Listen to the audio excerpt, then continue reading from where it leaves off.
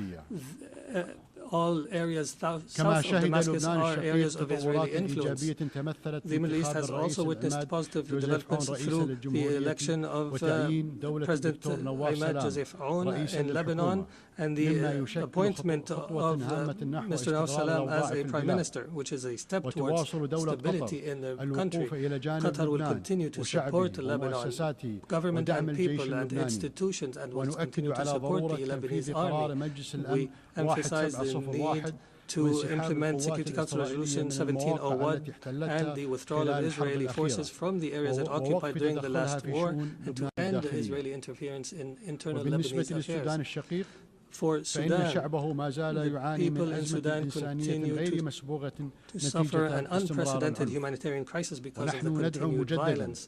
We call once again on all parties to prioritize the national interest and to engage in a comprehensive dialogue that leads to a permanent peace and that preserves the unity of Sudan and its territorial integrity and independence, and that achieves development and stability.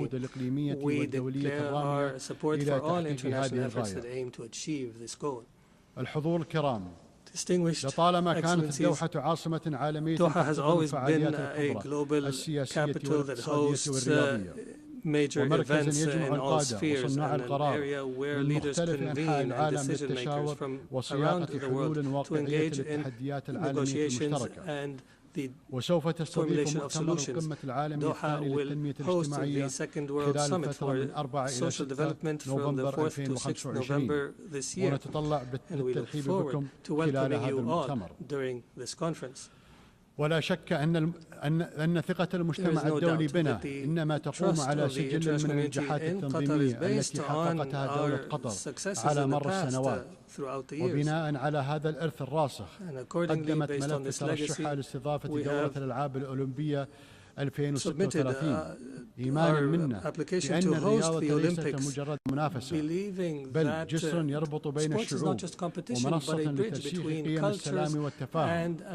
ولقد أثبت تنظيمنا لبطولة كأس العالم لكرة القدم 2022 أننا قادرون على جعل الأحداث الرياضية الكبرى ساحة للتواصل والتقارب بين الثقافات المختلفة.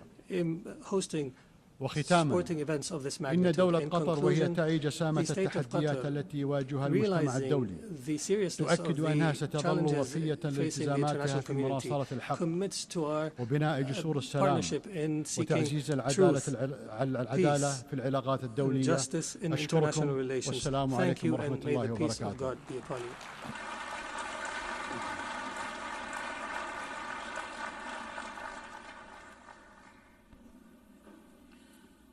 On behalf of the Assembly, I wish to thank the Emir of the State of Qatar.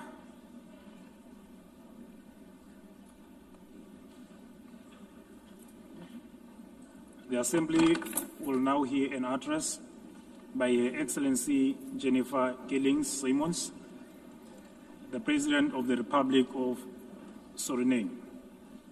I request the protocol to escort Her Excellency and invite her to address the Assembly.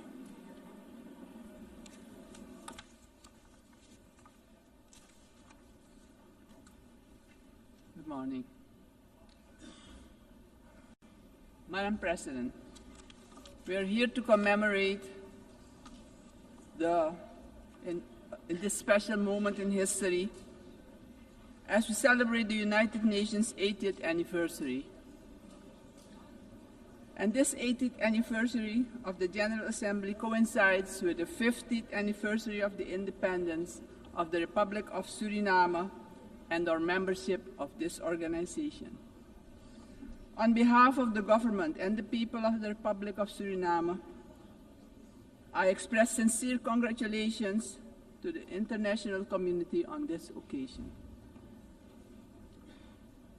It is clear that a journey that spans over 80 years cannot be and has not been without challenges. The United Nations played, in some instances, an important role in ending colonial rule, worked on advancing human rights, and often provided hope and a future to the most vulnerable in our global community. This is also the organization that provided a voice to the global community and worked to establish a balanced world order aimed at adopting a framework for sustainable development agenda and contribute significantly to advancing human rights, more specifically the rights of women and children. The organization promoted education for all and universal access to health care. In some instances, the peaceful resolution of conflicts was achieved, preventing misery and saving human lives. Madam President, on the other hand, we must admit that the UN at other times regrettably has been unsuccessful in avoiding conflicts, wars, and violations of human rights. As we look at the world today, we see that in Europe, war has returned. Elsewhere, wars are displacing millions, killing many, and threatening global security and peace. In other countries and regions, for instance in the Middle East, we have witnessed unspeakable terror at the hands of terrorist organizations. The UN was not able to prevent that. At this moment, there are increased occurrences of grave violations of human rights and more specifically, the rights of children. For example, in Gaza, it is unbearable to even think about their suffering. Also, within our own region, which is the Caribbean, we have not been spared of rising tensions. It is with heightened concern that we noted the Secretary General's recent briefing on the Security Council meeting on the situation in Haiti, mentioning that the Haitians are enduring a perfect storm of suffering.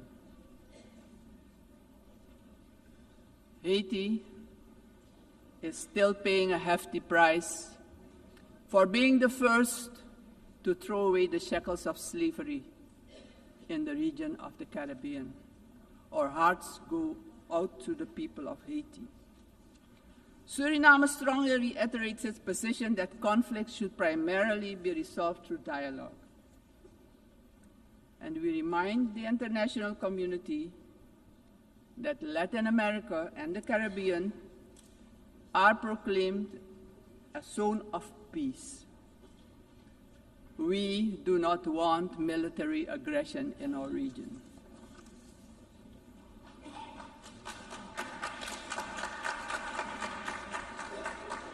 Madam President, this is the moment, on the 80th anniversary, we should reflect and ponder on the next 80 years. What do we have to change and what needs to be done differently? We all must underscore and repeat it ceaselessly today that the United Nations will only be successful if all nations, without exception, adhere to the resolutions we adopt.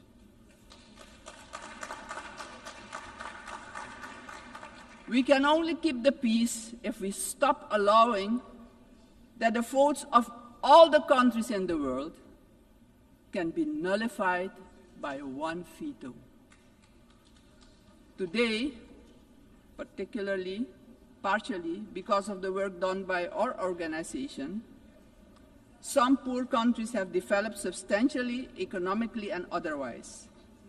They have become powers who can't be ignored any longer. We have to remind ourselves that the world in which the United Nations was established 80 years ago does no longer exist.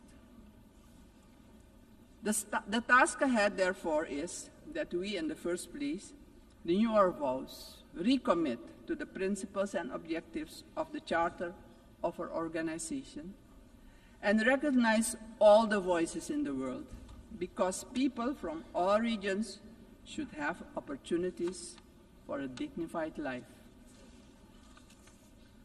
Furthermore, the UN should adjust to the world we currently live in. This means, for example, The Security Council should expand to include all nations who exert major influence in the world. Exclusion of these players will only increase the risk of conflict and obstruct the beneficial cooperation necessary for humanity to develop and prosper. It is of great importance that all economically and otherwise strong nations and countries maintain a healthy competition that promotes the scientific advancement we need for sustainable development. On the other hand, these countries need to work together to guarantee global peace, so crucial for the existence and growth of the developing states and for their own countries. In this context, Suriname endorses the inclusion of, amongst others, Brazil, India, and the representation of the African continent for equal membership of the Council. Equally, we support the CARI composition for a non-permanent rotating seat for the small island developing states and low-lying coastal countries. I would also like to remind the member states that my country, Suriname, has presented its candidacy as a non-permanent member of the Council for the period 2043 to 2044. Madam President, the United Nations must be a genuine unity of nations. If our organization moving forward wants to play a crucial role in creating a prosperous future for humanity, we have no choice than to genuinely unite, all of us. Suriname stands firmly for global peace, for the rule of law, and for the equal value of every human life. Considering this, Suriname once again calls for the lifting of the long-standing, unjust embargo against Cuba, bringing misery to its people. Madam President, Suriname is a country with people of indigenous, Maroon, Javanese, Hindustani, Creole, African, Chinese, and European descent. We all live together in a mosaic of cultures and faiths. The persons from Surinamese origin living abroad are part of this mosaic of our population and can contribute to the socio-economic development of the nation. We consider this diversity a great asset. Actually, Suriname does not have diversity. Suriname is diversity, and we keep working together to protect and grow our national unity for our own well-being and as an example of harmony in this often divided world. My country also carries immense natural wealth, and it is our vision to create an economy that is resilient, sustainable, and inclusive. Together we strive to build this more diverse economy by developing, among others, our tourism and agricultural sectors, strengthen our educational system, and work towards universal access to basic health care. Suriname has a vast tourism potential with its green and lustrous hinterland, many waterfalls, rapids, and great rivers for relaxation, as well as for unforgettable adventures, if you're inclined to that. Rich biodiversity, cultural treasures, and the UNESCO-acknowledged historical city of Paramaribo. Through cooperation in the agriculture sector with our neighbors, we aim at improving food security within Suriname and the Caribbean community. My government views energy security as a strategic priority for national development, regional stability, and economic resilience. With an investment of more than $10 billion for the development of our offshore oil and gas, the country is getting a new beginning, a new start, that will contribute significantly to our economic growth. However, we know oil and gas revenues should not be the sole fundament of our economic development. Hence, we need investments in relevant sectors in our country. We are steadily advancing our energy transition. While we already source about 50% of our energy needs through hydropower, we are moving toward natural gas and other forms of renewable energy as part of our long-term vision, because we know climate change is a fact. Madam President, I firmly believe that education is the foundation upon which every prosperous society is built. We are committed to invest in our education system, our teachers, our children and youth. The future of any country depends on the talent and skills of its people. My country reaffirms strongly its commitment to upholding the rights of indigenous and tribal communities, ensuring that their livelihoods, tradition, knowledge systems are respected and preserved, and the acknowledgement of their collective land rights. Strengthening our institutions is high on our agenda. Suriname has worked tirelessly on the prevention of diseases, and despite challenges, we have achieved results that we as a country can be proud of. As of June 30, 2025, Suriname has officially been declared malaria-free by the World Health Organization after 30 years of continuous fight against this disease, the first in the Amazon region to receive such a recognition. We're aware of the responsibility to remain vigilant as government as well as a community to ensure that these gains are sustained. Suriname's example showcases that we too can surely make a valuable contribution in combating infectious diseases. Madam President, the Caribbean community is expanding its outreach. And in this light, Suriname also welcomes the recently concluded Second Africa CARICOM Summit held in the Republic of Ethiopia. This, Madam President, honors the historic, cultural, and human bonds between the regions of the Caribbean and Africa. Suriname also acknowledges the CARICOM 10-point plan for reparatory justice, which has our full and strong endorsement. Slavery was a crime, is a crime against humanity, and we're talking about reparations, yes. We will furthermore continue to contribute with CARICOM, aiming at enhancing the organization's geopolitical influence. Despite our commitment as a country to the Paris Agreement 10 years ago, we see that the climate crisis is worsening. It's worse than we feared. Our countries have least contributed to climate change and carbon emissions, but are hit the hardest by its effects, directly impacting the livelihood and economic growth of our peoples. Suriname calls for the urgent attention of the international community to address the detrimental impact of climate change facing the small island developing states and countries with low-lying coastal areas. Our forests stand strong.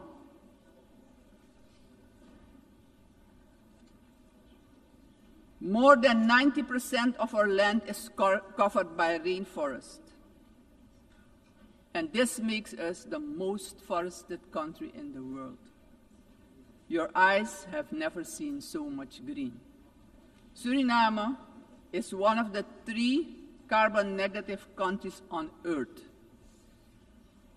Since 1992, our forest has absorbed nearly 290 million tons of carbon, and each year we capture more than we emit, and we want to keep it that way. The protection and conservation of our forests has been a priority. It doesn't stand by default, but by design.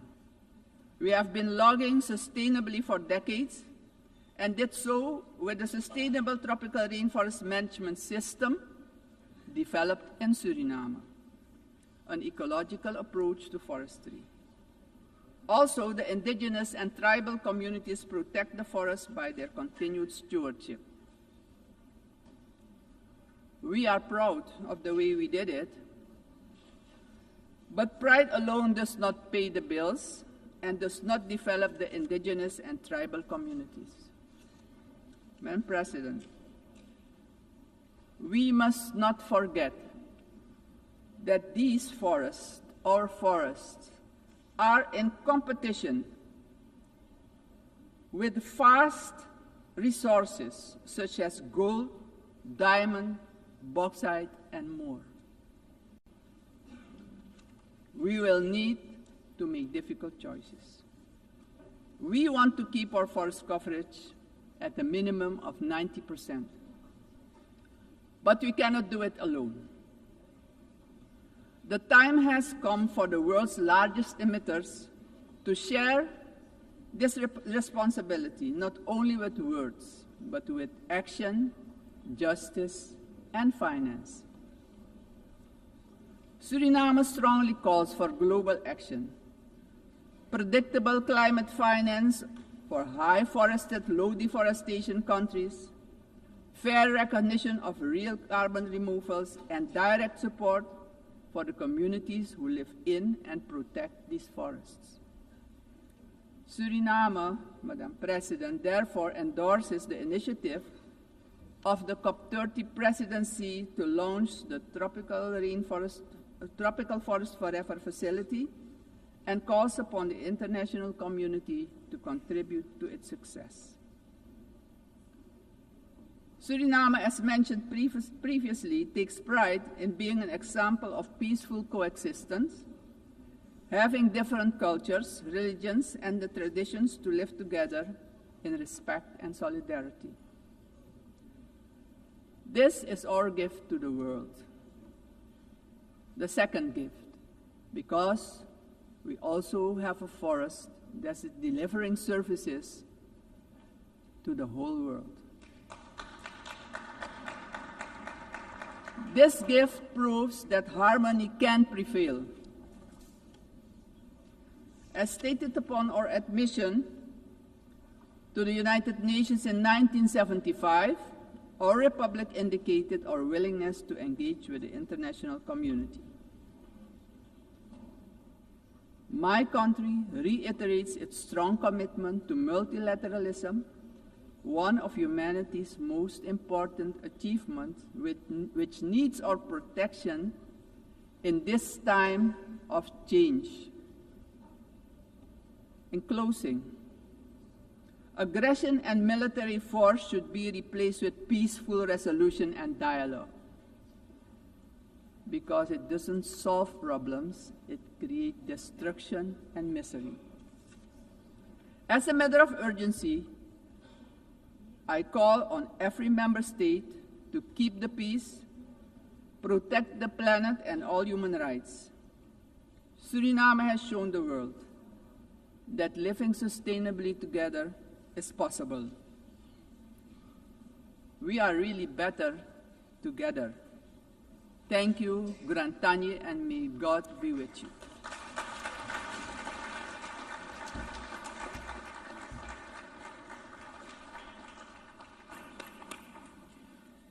On behalf of the Assembly, I wish to thank the President of the Republic of Suriname.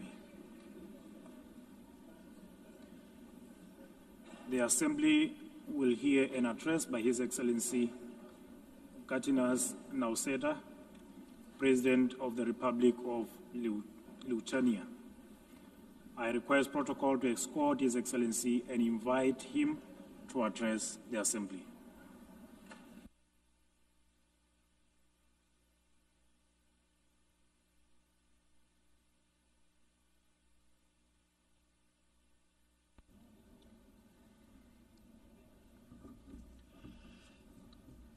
Dear Mr. Chairman Excellencies, ladies and gentlemen, 80 years ago, humanity, emerging from the Second World War, embarked on a long road towards peace.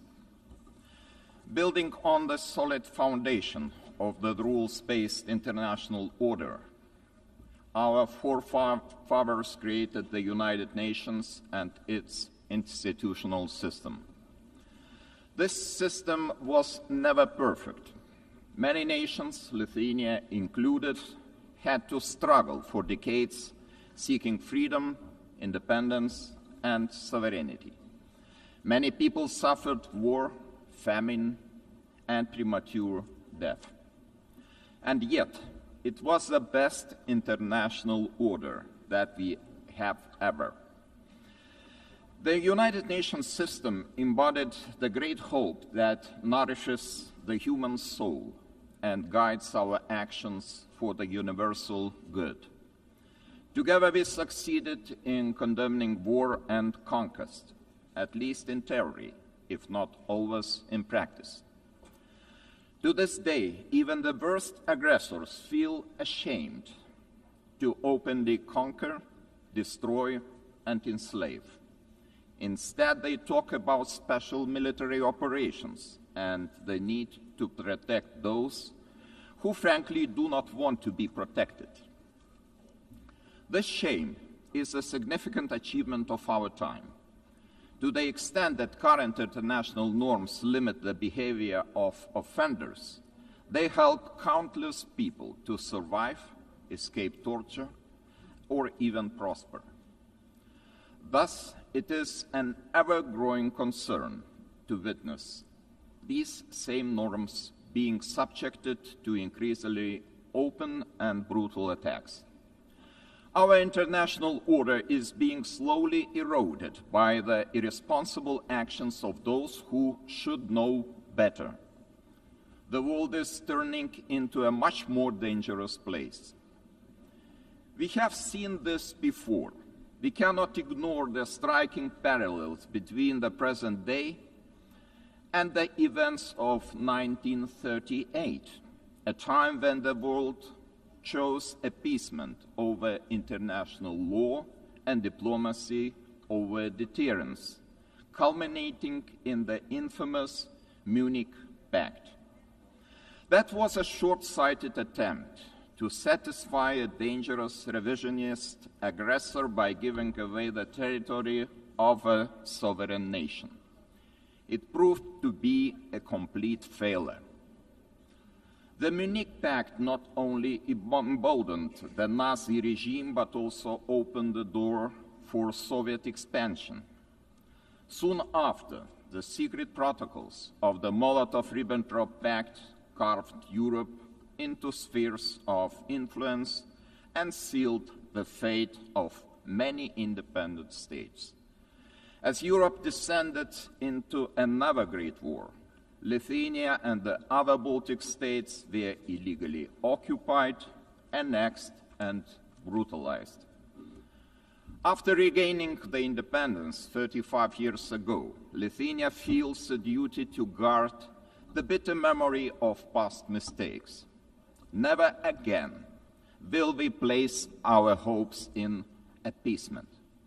Never again will we stand aside. Never again shall Pandora's box be opened. In 1938, it was Czechoslovakia that was abandoned. Today, we cannot abandon Ukraine alone. The war in Ukraine is well into its 4th year. The international community has not done enough to stop aggressor. This is a quest that goes far beyond the usual lines that keep different nations apart. What matters is not the distinction between large and small, or between global North and global South nations, but the basic principles of the UN Charter, which guarantee peace and security across the globe. If one UN member is attacked with impunity year after year by a permanent member of the Security Council, What does that mean for the rest of us? When power replaces law and fear silences the truth, the foundations of the global order begin to crack. And then nobody can feel safe anymore. Ladies and gentlemen, the effects of Russia's war against Ukraine are being felt across the world. This war has sparked crises in energy, migration, and food security, while also deepening global poverty, hunger, environmental damage, and climate change. It all began with the illegal occupation of Crimea in 2014 and escalated into a full-scale invasion marked by systematic war crimes. The targeted destruction of civilian infrastructure, indiscriminate missile attacks, and the forced deportation of thousands of Ukrainian children are not isolated abuses. These are calculated efforts to erase Ukraine's identity and undermine its sovereignty and territorial integrity, all in open defiance of the United Nations Charter. Let me be clear, Lithuania will never recognize Russia's illegal occupation and annexation of Ukrainian lands. Ukraine's borders are not up for negotiation. Attempts to redraw them by force are unacceptable. The United Nations Charter is not a menu to pick from. It is a binding foundation of international order. Ukraine is also not the only target. Russia continues to occupy two Georgian regions, destabilizes Moldova, and uses proxies and mercenaries to spread instability across the Sahel, the Middle East, and beyond. These are not isolated episodes. They are part of a calculated policy to undermine international norms and export chaos for strategic gain. Russia is not acting alone. The countries enabling Russia's war against Ukraine also violate international law. They prolong the war and deepen unnecessary suffering. Their actions damage us all, every sovereign nation. Lithuania therefore calls on the international community to maintain strong political, military, humanitarian, and economic support for Ukraine. Having already provided more than 1 billion euros in assistance, half of which for reconstruction and long-term recovery, we are setting an example to follow. It is equally vital that the international community stop buying Russia's energy resources. Without all that oil and gas money, Moscow's war machine would finally stop. If history is any indicator, Russia will never stop using energy for its geopolitical goals. Wherever Russian energy resources flow, corruption, blackmail, and sabotage will follow. Let me remind you, this is a country that understands only the language of force. Ukraine's ability to deter aggression will be the decisive factor in the future. Moreover, peace will never be sustainable without justice. Russia's numerous war crimes, from mass killings and attacks on hospitals to the abduction, deportation, and indoctrination of children, demand accountability. My country strongly supports the Special Tribunal for the Crime of Aggression under the auspices of the Council of Europe. We call on all states to endorse this initiative. Accountability must have real consequences, legal, political, and financial. As a co-founder of Register of Damage for Ukraine, Lithuania calls on all eligible states to join this vital effort. Russia's frozen assets must eventually be used to help Ukraine defend itself and rebuild. I also cannot stress strongly enough that the return of all deported Ukrainian children and illegally detained civilians must be a global priority. We urge all states and institutions to strengthen international efforts and to ensure their safe homecoming. Ladies and gentlemen, as crucial as Russia's war of aggression against Ukraine is, it is only part of the broader global upheaval. Lithuania watches the current situation in the Middle East with deep concern. We join the international community in calling for the full and immediate implementation of the ceasefire in the Gaza Strip.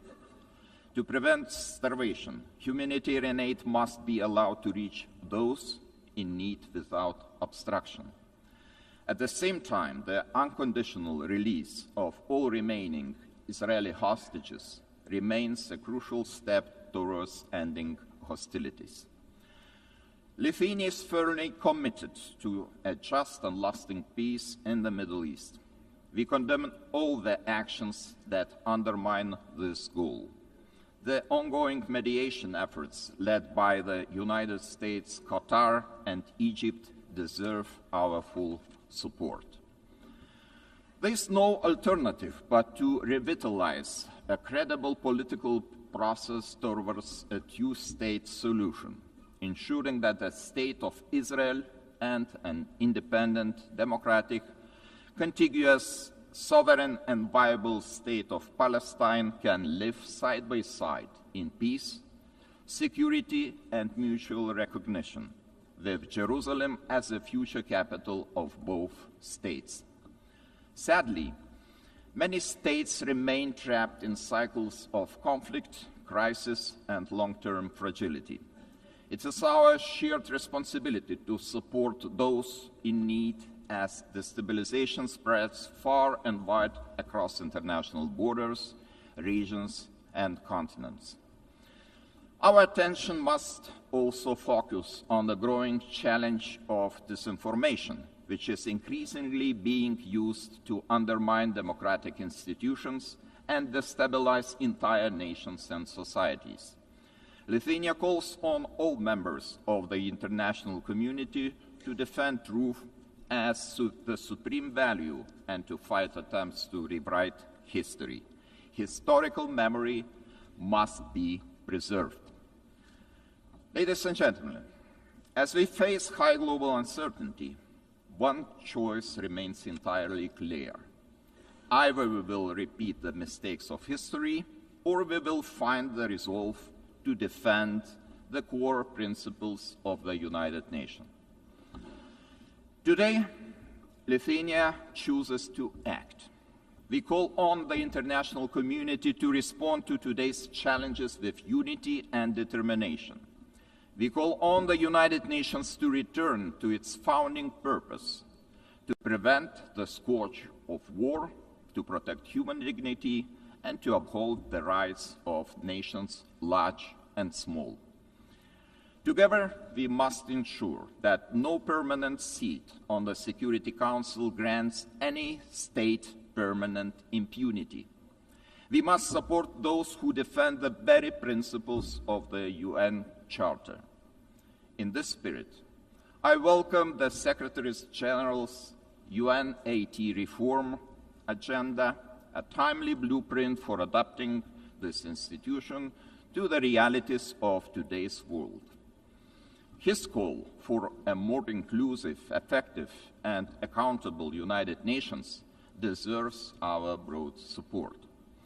Lithuania stands firmly behind these efforts to reimagine multilateralism. We call on all states to strengthen our collective ability to act across all three pillars: peace and security, human rights, and development. Our message must be simple and straightforward. Aggression cannot win, and the principles of the UN Charter must prevail. Let us rise to the demands of this moment. Thank you very much.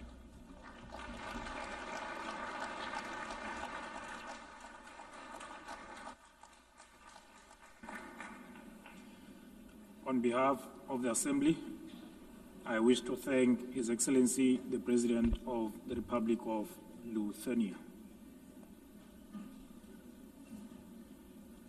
the Assembly will hear an address by His Excellency Marcelo Rebelo da Sousa, the President of the Portuguese Republic. I request protocol to escort His Excellency and invite him to address the Assembly.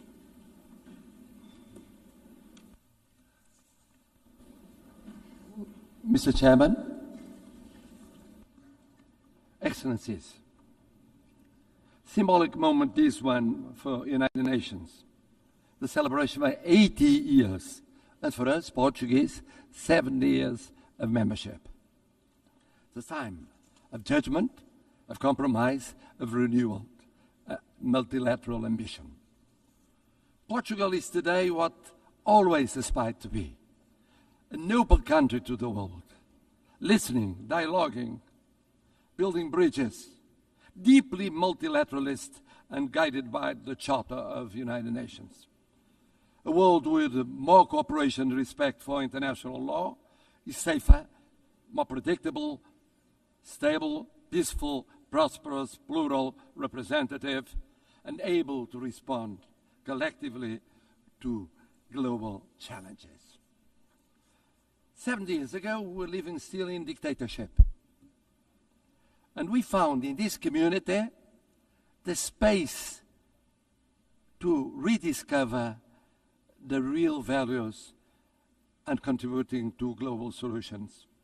And even now, in a changed world, fragmented, polarized, unpredictable, this community is a key community to defend basic principles of a coexistence between nations, cultures, civilizations. And it is with this coherence and the sense of responsibility, with the conscience of the need of contributing, acting, and deciding, guided by values and principles, that will be candidates to the Security Council in 27-28, a decision we formalized in 2013. Excellencies, let me pay tribute to the former President of the General Assembly for his support to the adoption of the Pact for the Future. Let me congratulate the present President of this session, wishing the success in her term. But I would very specifically, and in Portuguese this time, say a word about the remarkable work of the Secretary-General António Guterres. O seu humanismo. His humanism. O apego ao direito internacional. Devotion to international law. As reformas por que tem lutado. The reforms he has championed since 2017, que inclui agora now including UN 80 o Pacto para o Futuro, and the Pact for the Future, and the Pact for the Future, são a sua marca e o seu legado. Are testaments to his work and will be his legacy. And legacy. It is a pride for me, é orgulho para mim, having a Portuguese as Secretary-General of the United Nations, ter português como Secretário-Geral das Nações Unidas. Someone is projecting a Portuguese way of acting in international relations, uma forma portuguesa de estar nas relações internacionais. He will always be supported by Portugal. Contará sempre com o apoio de Portugal. And I must congratulate him for his speech, because he said, I will never give up. I know him ever since we were teenagers. He never gave up, ever. And he's right. It's true we live at a time of multiple crises and persistent crises. Division, polarization, violations of international law, cleavage between power exercise and responsibility, technology and ethics, urgency of crisis and capacity of response and action. United Nations faces an existential moment. Without change, without renewal, the United Nations will be marginalized, and we could be left to the law of force. No G1, no G2, no G3, no G1+1 1 + 2 or 2 + 1 will be an alternative. No absence of multilateralism will avoid the need of multilateralism. The world is multipolar, will be multipolar. Just think of the situation in Ukraine or the situation in Middle East. In Ukraine, for years, and now for months, for 8 months, one is waiting the mediation of the most powerful in the world. Do we have a ceasefire? No, we don't.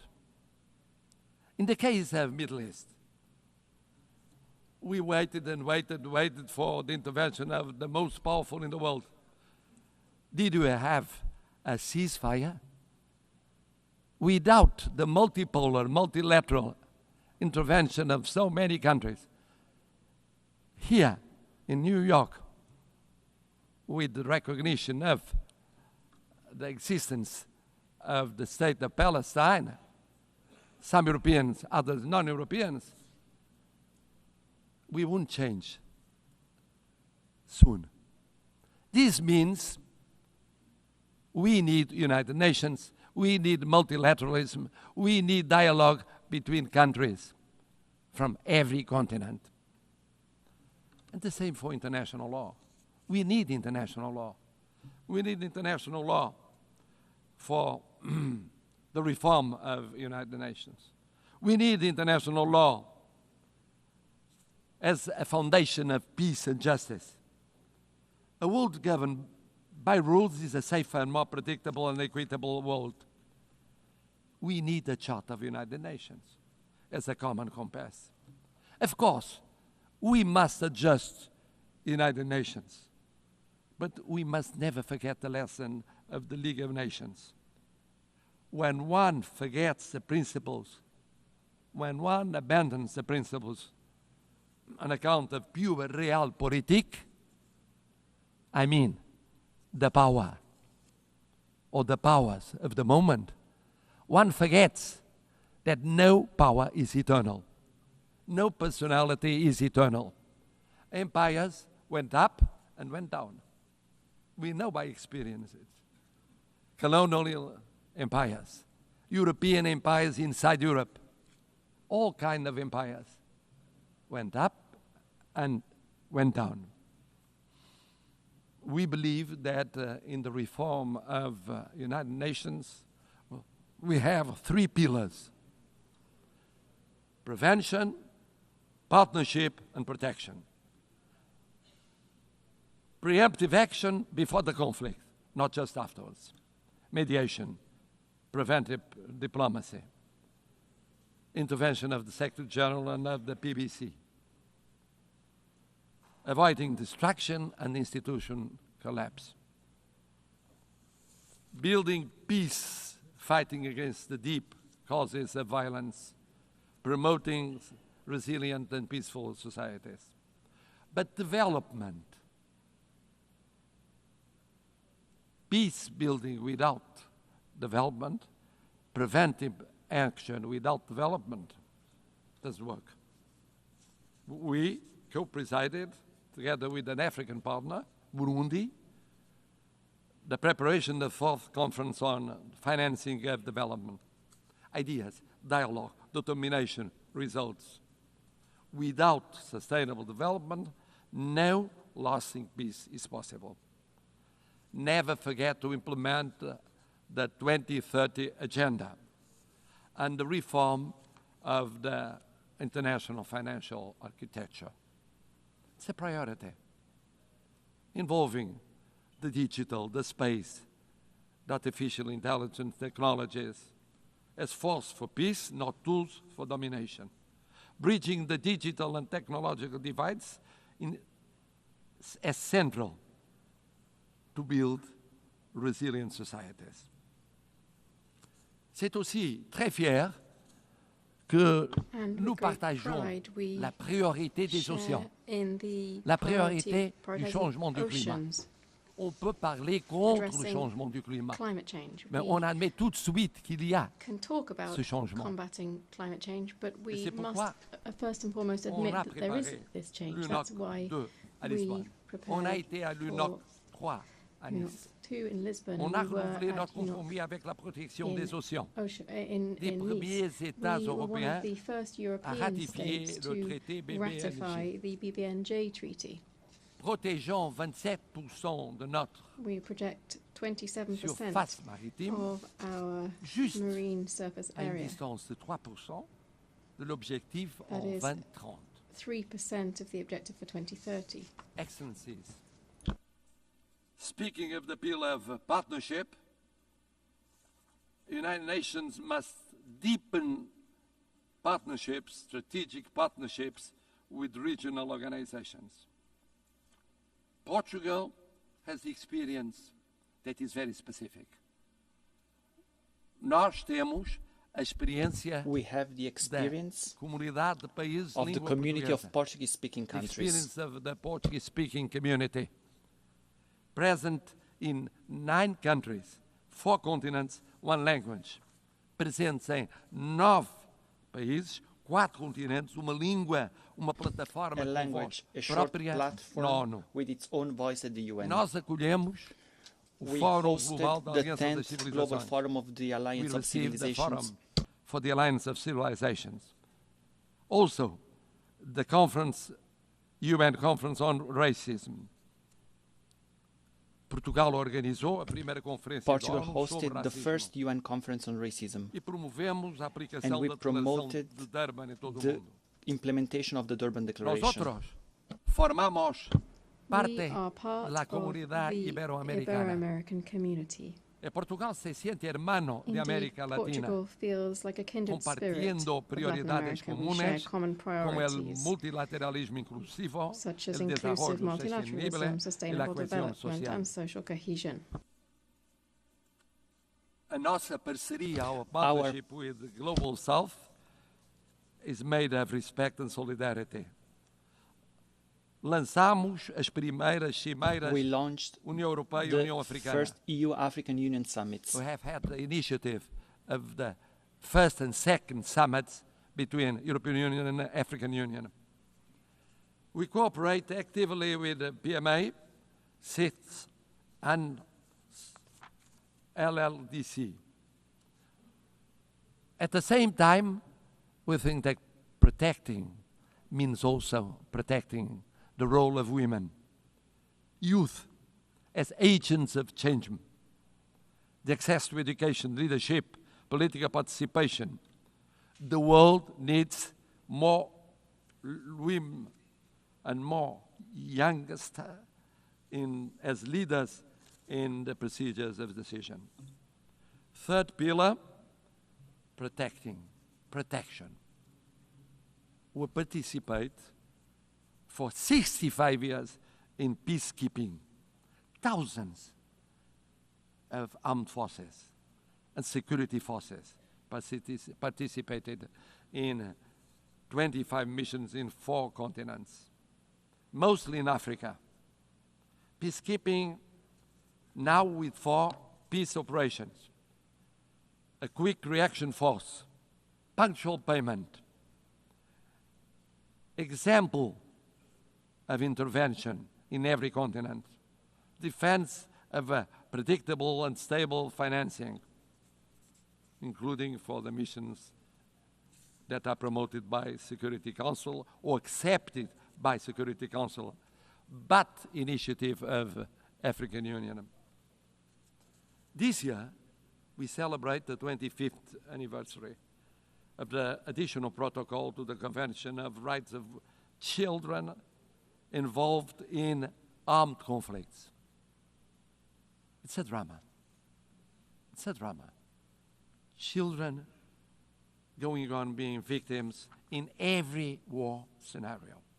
We have the legal duty, the political and the moral duty of protecting them. And then, of course, humanitarian international law. One spoke of it, about the situation in areas of conflict. Geneva Conventions are not suggestions. They involve duties. We participated in the 6th Commission preparing the Convention on Crimes Against Humanity. Human rights. Human rights. Human rights mean personal rights, political rights, freedom of expression, economic rights, social, cultural rights, universal, interdependent, and inseparable. Não podemos ficar indiferentes. We cannot remain indifferent. We cannot be indifferent concerning major crises. We just declared our decision of recognizing the state of Palestine.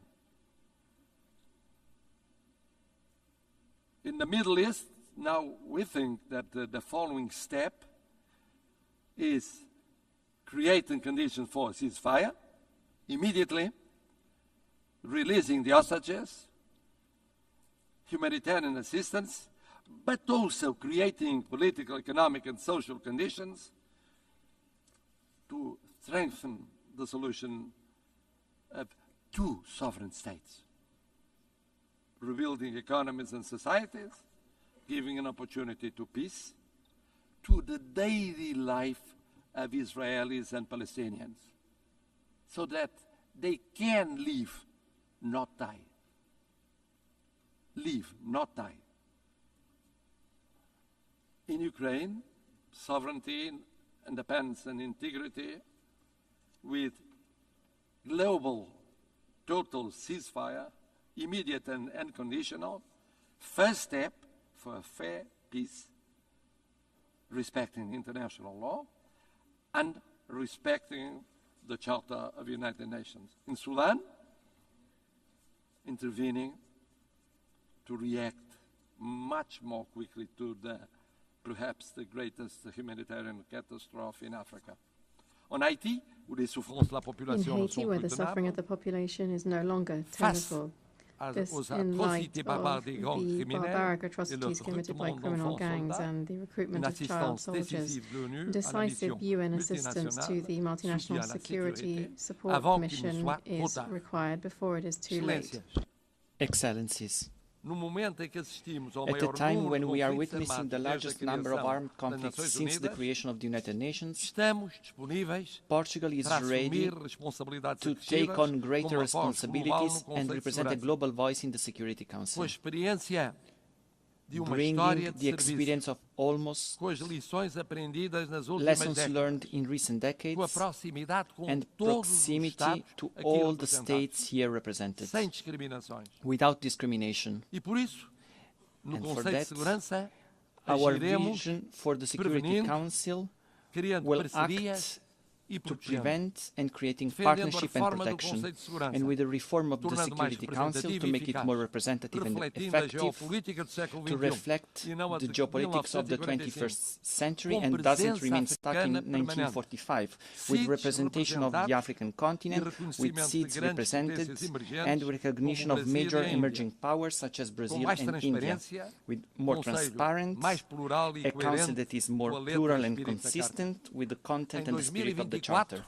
A Security Council which in 2024 met frequently since 1989. But it met frequently with less resolutions adopted and the highest number of vetoes casted. It's unacceptable that the use of veto continues to paralyze essential decisions. É incompreensível que o uso do veto continue a paralisar decisões essenciais perante o sofrimento humano. In the face of human suffering. A carta é clara.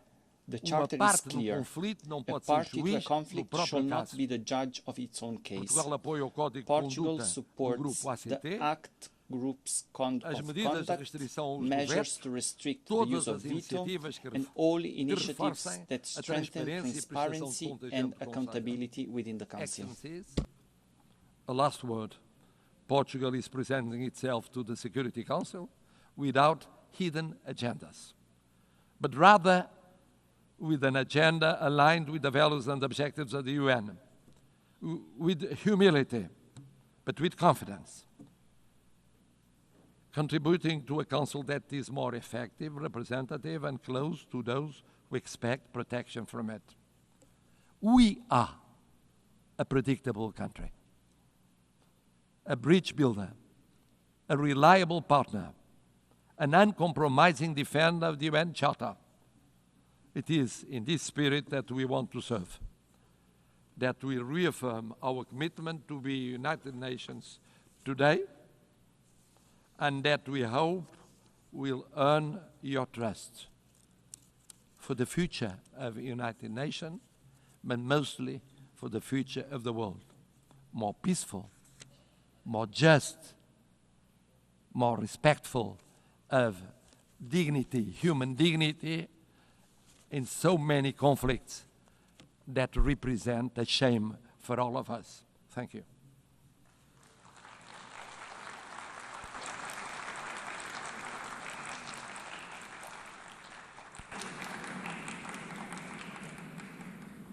On behalf of the Assembly, I wish to thank His Excellency, the President of the Portuguese Republic.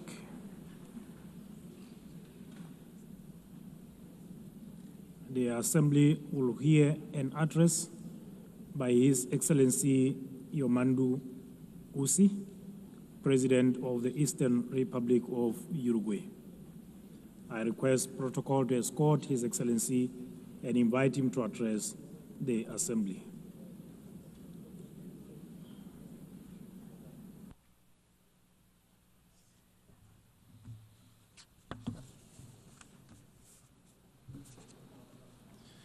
Señora Presidenta de la Asamblea President General, of the General Assembly, señor Secretario General, Secretary General, señores y señoras jefas y jefes de Estado y de Heads of Gobierno, State and Government, señores representantes de organismos representatives of internacionales, international organizations, delegaciones oficiales, official delegations, señores y señoras. ladies and gentlemen. Vengo de una república I come from situada al a oriente republic del río that Uruguay, lies to the east que of el the mapa, Uruguay la River, historia y la one cultura which on maps in history ubican en and una in pequeña culture esquina del sur occupies del a sur del small mundo. corner of the southernmost tip of the Un país world. pradera, This con is a balcón al country mar, of grasslands donde la overlooking the tranquilidad y ocean, hospitalidad de su which gente stands out for the es una de sus tranquility and principales señas de hospitality identidad. of its people. Vengo de un país I come from a donde ya es country práctica where it is corriente now que un common presidente practice for a president concurra a países to vecinos visit neighboring acompañado por countries, sus antecesores o con accompanied sus by his antecesores predecessors from de otros partidos other políticos. political parties. Un país donde la This is a alternancia country de los where the partidos en un handover gobierno between governing no se traduce en una parties does not crisis trigger de carácter an institucional. institutional crisis. Es más, esa alternancia On se the contrary, constituye this en un handover acto de pura represents normalidad. business as usual.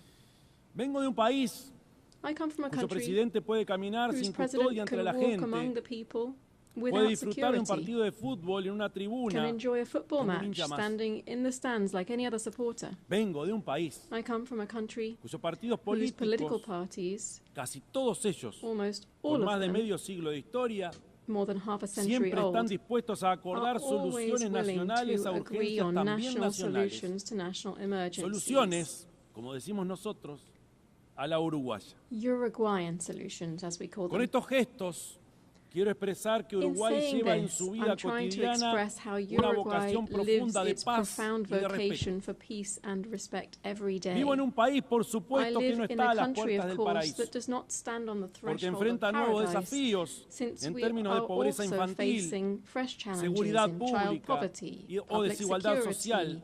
and Y social sobre estos inequality. temas And on these también issues hay en also, líneas generales un consenso there is, nacional. generally speaking, national La consensus. histórica solidez institucional y Our política ha historically permitido que robust Uruguay institutions and political aún se system destaque have en la allowed región por su Uruguay alto to nivel de continue to desarrollo stand out in the humano region for its o high su level of política de human development distribución del and its ingreso, income y que distribution sea un país policies. de reglas It has estables, allowed us to be donde a los country contratos se with stable cumplen, rules, where donde se honran contracts los are honored, compromisos where international internacionales, commitments are donde respected, la and estabilidad where macroeconómica macroeconomic es stability una política de is Estado. a state policy. Pero esta acumulación But this positiva impressive record también se expresa más allá can de also nuestras be fronteras. seen beyond our borders. Porque Uruguay es reconocido en el mundo por su vocación de paz, su incansable lucha en pos de la solución pacífica de los conflictos, su respeto irrestricto al derecho internacional como la mayor garantía para la soberanía de los pueblos, y por ser una tierra fraterna y hospitalaria con los migrantes de todas las latitudes. Desde ese pequeño país que cultiva la tolerancia y el diálogo, cultiva el acuerdo como clave histórica de convivencia y que está inserto en un continente sin conflicto ni guerra entre estados, venimos a esta asamblea a sumar esfuerzos para contribuir con la estabilidad y la paz en el mundo cada vez más convulsionado y desafiante.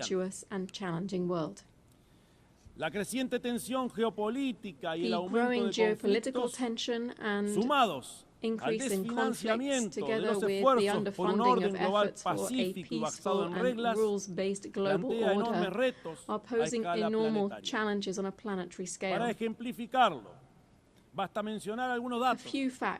Según el índice global de paz according to the 2025 Global Peace Index, in 2023 there were 59 interstate conflicts. This is the highest number since the end of the Second World War. Para 2024, in 2024, global military expenditure rose by almost 10% in real terms when compared to 2023. This represents the largest annual increase since the end of the Cold War.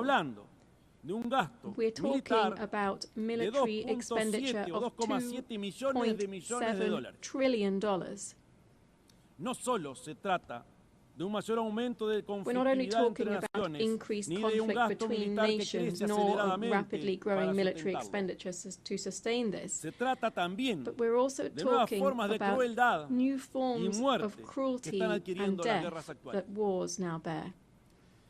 Sabemos bien que desde el nacimiento mismo de las civilizaciones, la ausencia de violencia o la ausencia de guerra es quizás una quimera. Has perhaps been nothing more than a pipe dream. But in our time, technological progress has unleashed other, much more perverse means of waging war, such as the use of military practices aimed at sowing fear, terror, and death among the civilian population. Let it be very clear. We condemn all forms of terrorism, since it constitutes, among other things, a despicable act of cowardice. There is another perspective, y es la que nos lleva a que el objeto central o el objetivo central en las guerras actuales pareciera ser la práctica sistemática del exterminio. El fin the end has never justified the means. Debemos desterrar aquel viejo we must banish that old precept that war is the continuation of politics by other means. Toda guerra es criminal, all war is sin criminal, importar dónde ocurra, irrespective of where it occurs, sin importar el Dios que se invoque para justificarla, of the God invoked to justify it, and it will always deserve our most visceral condemnation. Es cierto que toda nación tiene el derecho a un every territorio y a un nation has the right to gobierno its own territory and government. Es cierto que tiene derecho a establecer un nivel de It's true that they have the right to establish a level of self-determination that allows a nation to coexist with other peoples. Y el valor de las Naciones And the Unidas value of the United es Nations justamente is garantizar que estos precisely to principios ensure that these se principles concreten de are manera pacífica realized y in a civilizada. peaceful and civilized manner.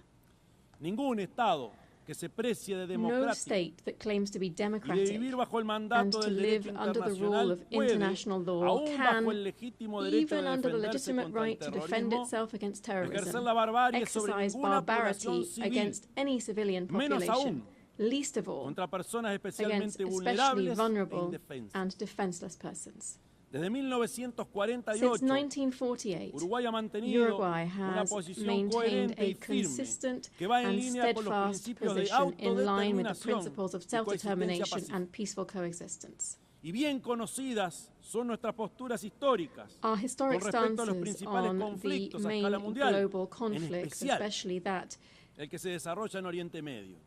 currently underway in the Middle East are well known.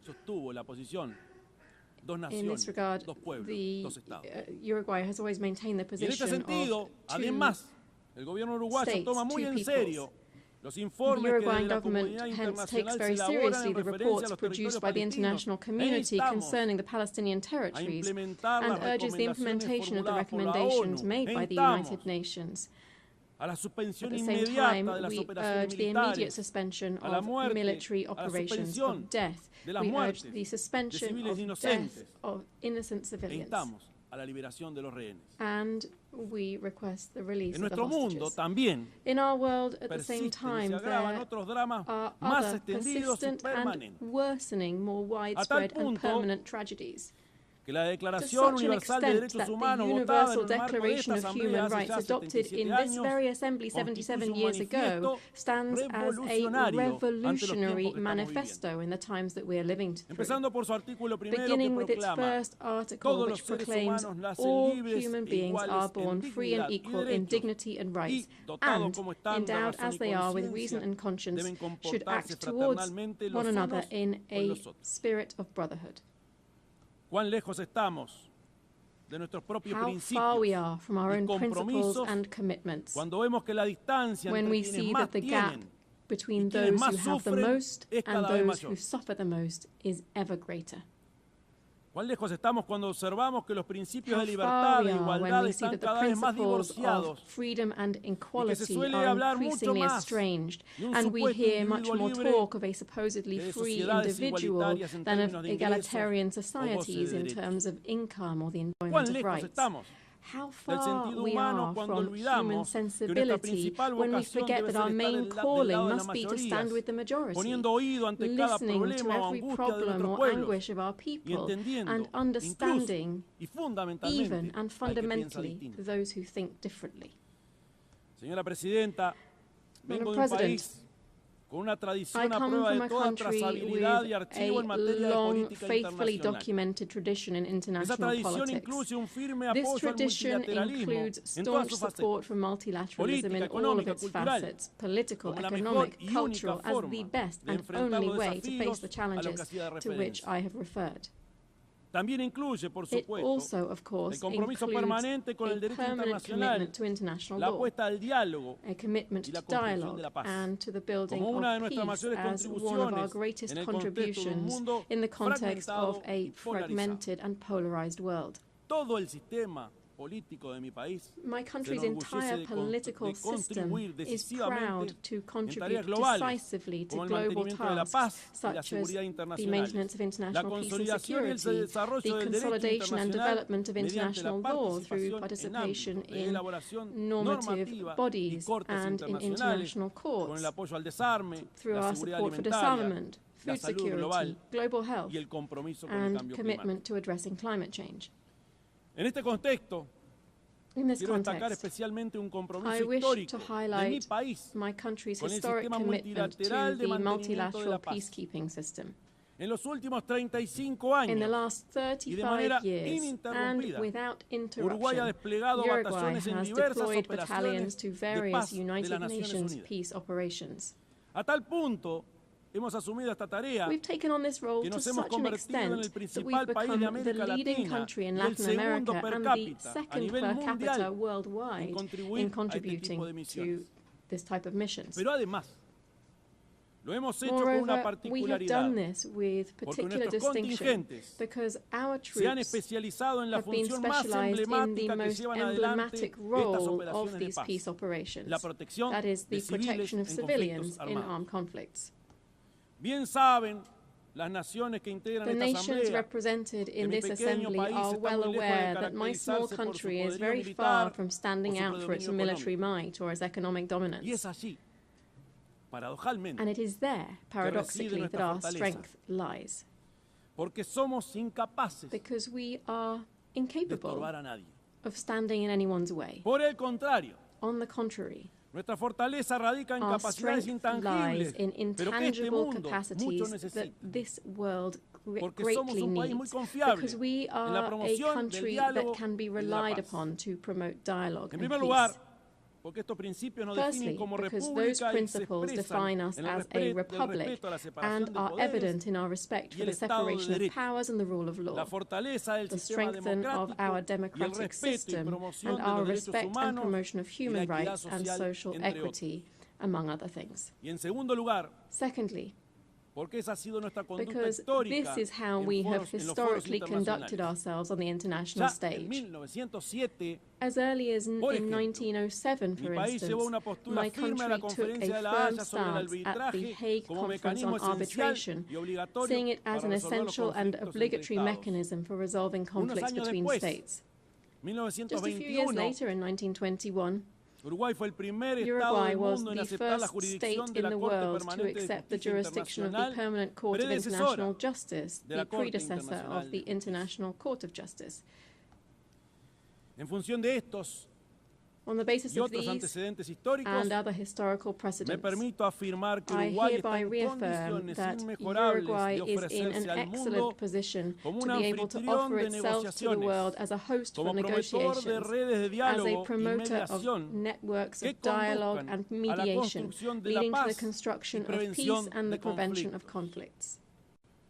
Believe me, we are prepared for this ever more urgent and necessary challenge. Among other reasons, because we have learned, as my country's former president, José Pepe Mujica, said, that tolerance is the foundation for peaceful coexistence. Thank you.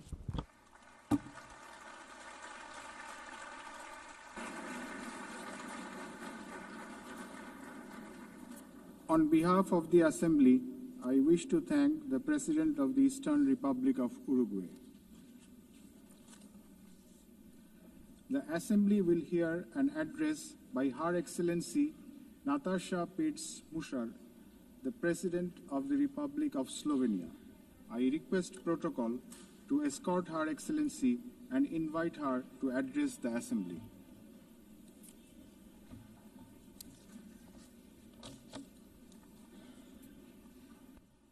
Madam President, please accept my warmest congratulations on your election at this historic 80th anniversary of the United Nations. Your election underscores the vital importance of including women in the decision-making process. Ladies and gentlemen, Excellencies, in 1945, the end of the Second World War was greeted with celebrations, and hopes were placed in a new era of peace and cooperation, embodied by the creation of the United Nations. However, those hopes were soon overshadowed by the onset of the Cold War. When it ended in 1991, we once again dared to believe that this would pave the way to the vision of lasting peace, security and cooperation as enshrined in the UN Charter. Sadly, that vision has not materialized. In fact, the situation has worsened, and here is why. Firstly, the Security Council, envisioned as the very pillar of collective security, is failing to meet the expectations of the world, if it ever has. The Permanent Five were supposed to be role models for the rest of the world working for peace. Some work in their own interests instead. Secondly, the promise of the Sustainable Development Goals is faltering. Progress is lagging, and with cuts in development assistance, millions of the world's poorest are pushed further away from the access to even the most basic services. Thirdly, international law appears to stand at the precipice of irrelevance. The independence of elected international judges, the integrity of human rights institutions, personal security of human rights defenders, and the authority of this organization are under siege. Fourthly, the Genocide Convention risks becoming a relic of the past. Some states have put the International Criminal Court to its greatest challenge ever. Its prosecutors, whose only duty is the pursuit of justice, and its judges, whose responsibility is to uphold the law, our international law, now face sanctions and intimidation. As if the states that sanction them would prefer to shield the alleged perpetrators of atrocities rather than confront the truth and help deliver justice. Fifthly, the landmark opinion of the International Court of Justice affirming that international law obliges states to prevent harming the climate already feels obsolete. And finally, states are withdrawing from the Paris Climate Agreement, from the Ottawa Treaty, and from the UN agencies, or simply cutting their finances. Each such act chips away at the support for multilateralism, a system designed not for the powerful few, but for the benefit of all of us.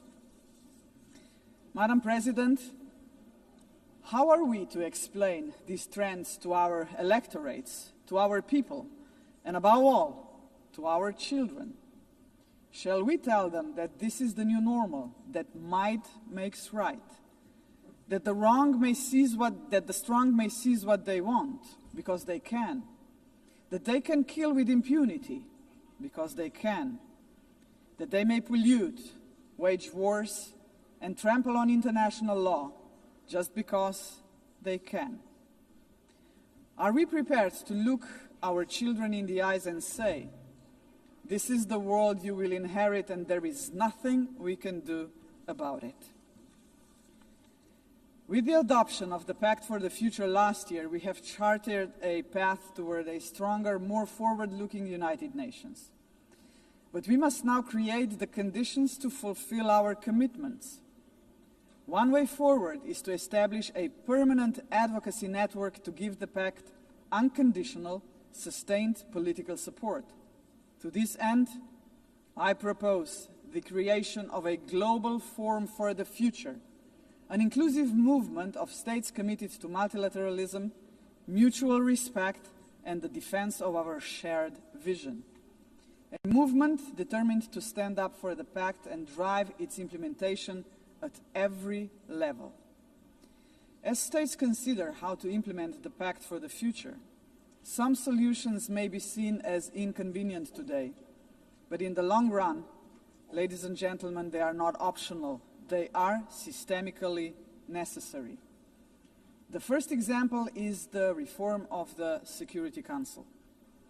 We all recognize that it is the principal organ entrusted with the maintenance of international peace and security. But what it is not, and must never be, is a body that stands above international law to defend the interests of some at the expense of others. Jus cogens norms must be safeguarded as a matter of principle. If the prohibitions against genocide and crimes against humanity are accepted as jus cogens norms, can any permanent member claim a legitimate veto right in such circumstances? Member states have attempted to address this question through many reform proposals, but with minimal progress. This is why we must dare to go further now. We, the General Assembly, must take a bold step and request an advisory opinion from the International Court of Justice on this very question. Second, we must confront the gap between our words and actions on gender equity. Progress has been made, but far too modestly. Over the past 80 years, 13% of leaders in multilateral organizations have been women. And no woman has ever served as Secretary General of the United Nations. And this, ladies and gentlemen, must change.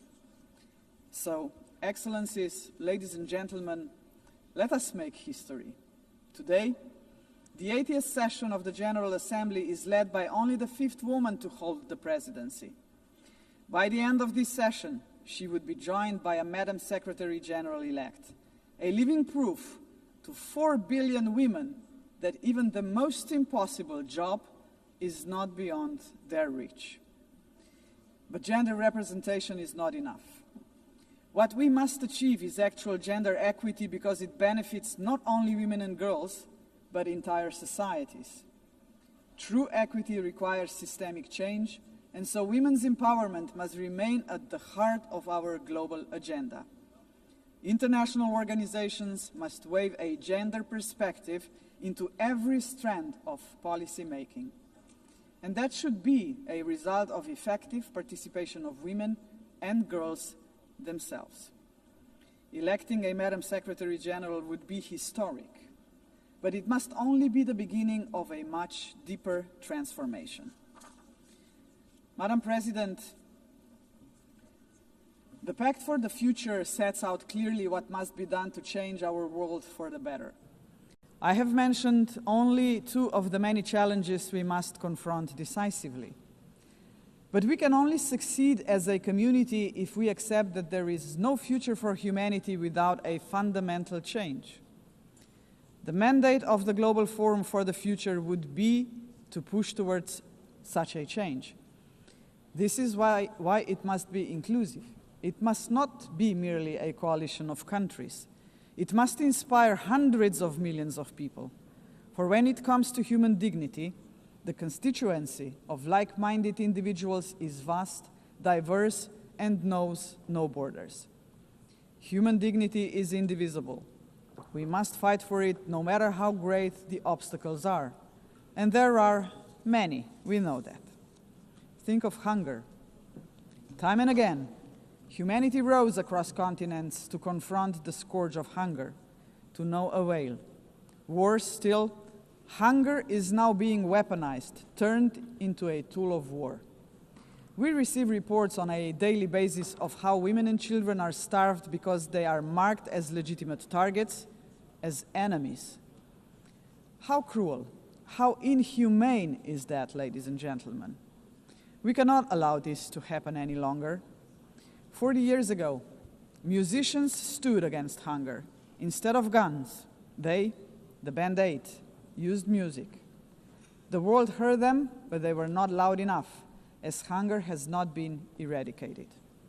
Today, we have science. We can address on a scale beyond imagination not only hunger, but every act of violence against human beings and all human fears.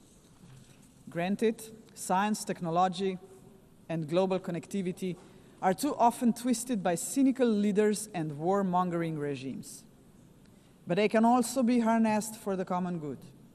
Artists, influencers, and visionaries with audiences of millions can join forces with the governments of like-minded nations. Together, their voice in defense of humanity could become irresistible. Together, we can demand real action by all governments, all world and community leaders on the Pact for the Future, and hold to account those who betray human dignity to its very core, through wars of aggression, genocidal policies, and crimes against humanity. If we join forces and make ourselves heard, nobody can ignore us, not even the most arrogant governments and individual politicians. Of course, such initiatives cannot emerge out of thin air. They require leadership, strong, inclusive, and fearless leadership. We, the leaders of today, are only transient custodians of power. Some of us may not be here after the next election, but that is precisely why we must act now. Our responsibility and destiny will be judged by how we treat our planet and its people today. We simply cannot afford silence, ignorance, or passivity, not while we hold power and possess the power of the word. Hesitation is not an option, Madam President. For most of us, members of the UN, is not might that makes right. It is the opposite. We must not allow the powerful few to ignore us. We must not surrender to a world where power alone prevails. We, the majority of United Nations members, must be role models. We must work for a different world. The Global Forum for the Future can be a platform for the much-needed transformation in which partnerships with non-state actors and companies are indispensable. Profits must finally serve development for all. Innovation and sustainability must drive tolerance, mutual respect, and inclusive dialogue. Is that too much to ask? If we, the leaders of this planet, can offer nothing but terror, conflict, pollution, fear, inequalities, and war to 8 billion people, then we must confront the truth. We are complicit in crimes against our civilization and our planet. And not just us, heads of states, but leaders of international institutions, CEOs, and every individual with the power to make a difference share this responsibility. None of us can claim ignorance of what is at stake. If we believe in human dignity for all, we must deliver more. A world that fulfills lives, not threatens them. We must say yes to inclusive multilateralism and a resounding no to multipolarism. Let us show that this General Assembly can and will make a difference, as it has often done before. Let us demonstrate that we reject arrogance, hatred, and willful blindness to a lack of equality and justice, to wars of aggression, crimes against humanity, and genocide, because they tear us apart for generations. And let us proclaim in all seriousness and sincerity that we embrace personal and collective responsibility to uphold humanity, sustainable development, and international law, because this will keep us together as a civilization for generations. And Madam President, let me end on a personal note. For the sake of future generations, to fulfill our responsibility as human beings, to ensure that we are on the right side of the history, we should do the right thing. We did not stop the Holocaust. We did not stop the genocide in Rwanda. We did not stop the genocide in Srebrenica. We must stop the genocide in Gaza. There are no excuses anymore. None. Ladies and gentlemen, thank you very much. On behalf of the Assembly, I wish to thank the President of the Republic of Slovenia. The Assembly will hear an address by His Excellency Kasim Jomart Tokayev, the President of the Republic of Kazakhstan. I request protocol to escort His Excellency and invite him to address the Assembly.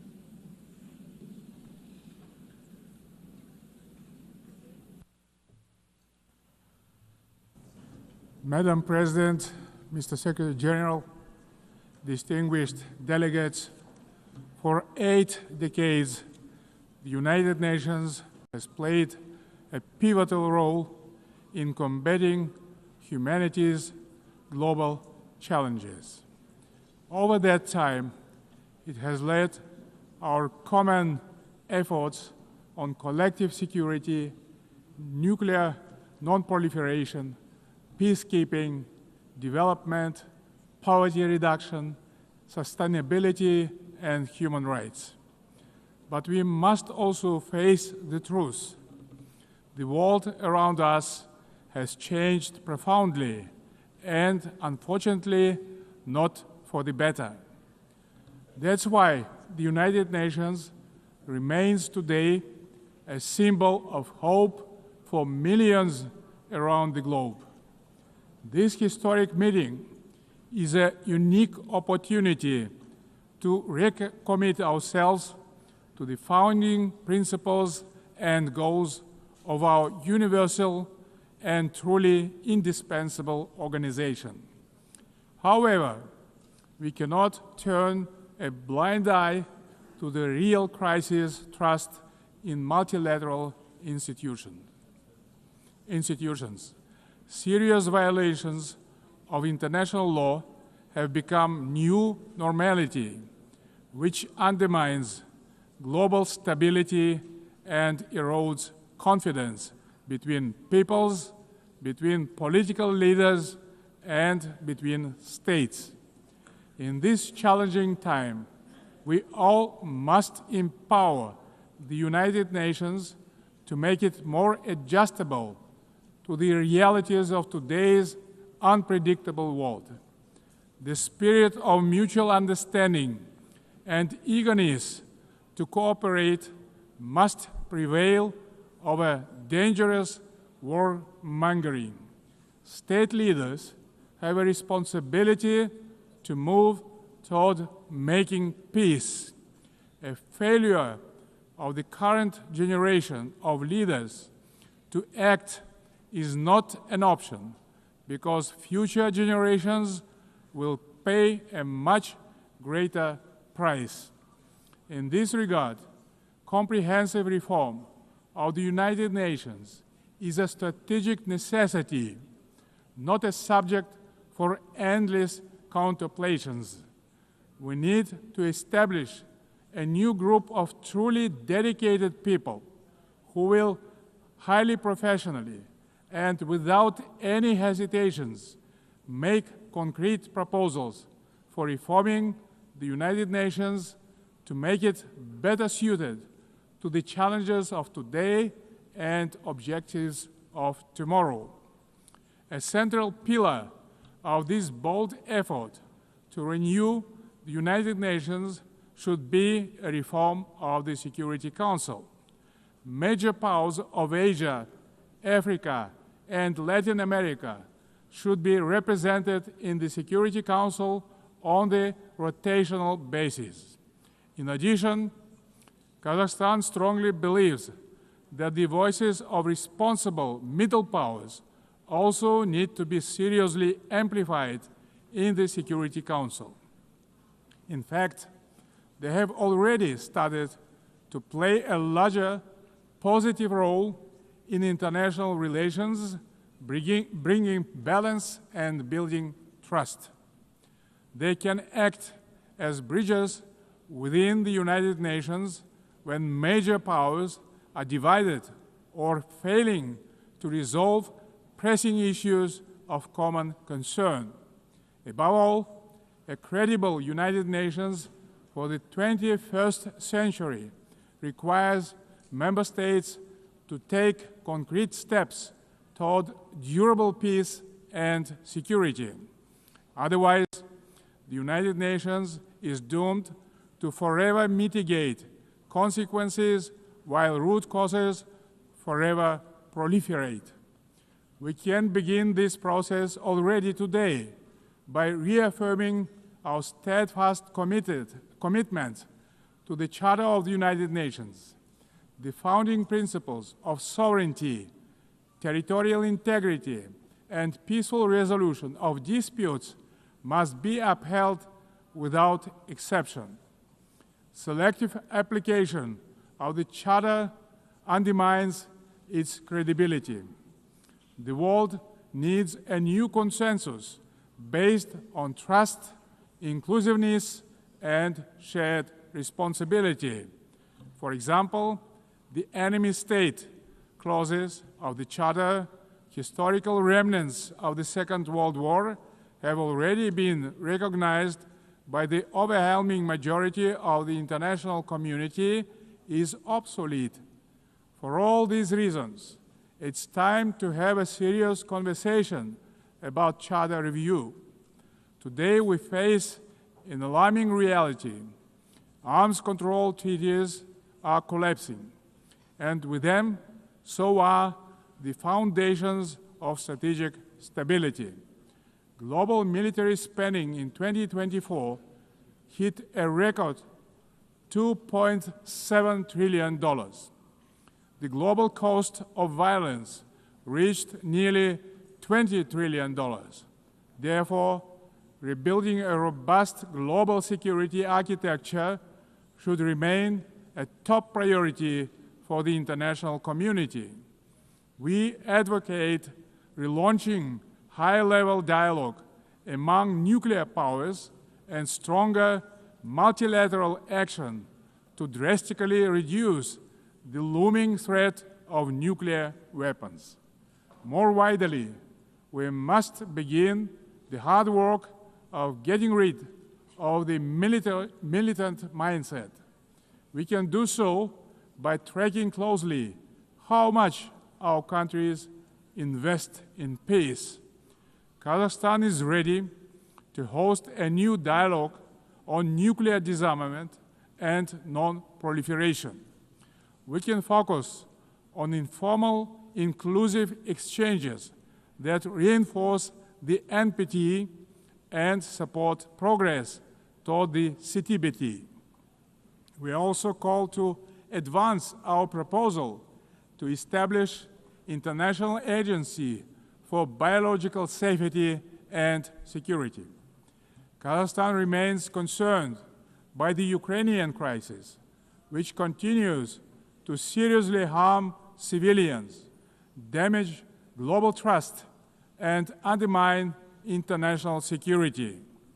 Nonetheless, bilateral and international diplomatic efforts on this conflict should continue along with political flexibility to meet the long-term interests of both states. Territorial disputes are never easy to resolve and require mutual restraint and responsibility for the sake of future generations.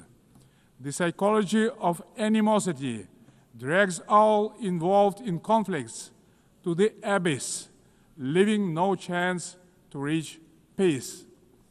The humanitarian crisis in Gaza has reached a disastrous scale that cannot be ignored. This conflict stems from a complex historical background. We cannot ignore the root cause of this belligerence. Kazakhstan calls for full protection of all civilians and unhindered humanitarian access in strict compliance with international humanitarian law. We reaffirm our support of the two-state solution, with the United Nations playing a central role. Kazakhstan acknowledges diplomatic initiatives aimed at regional reconciliation in the Middle East, including the Arab Peace Initiative, the New York Declaration, and the Abraham Accords, and others. They demonstrate that leadership and political will can turn division into cooperation and shared benefit.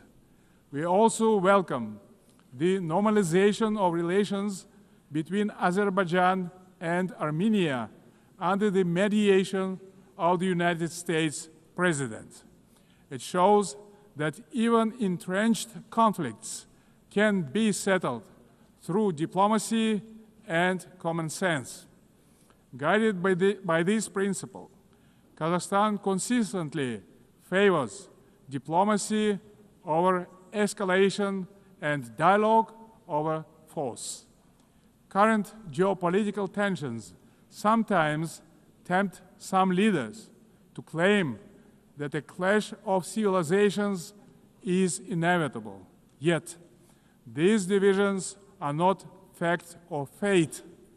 They are political choices.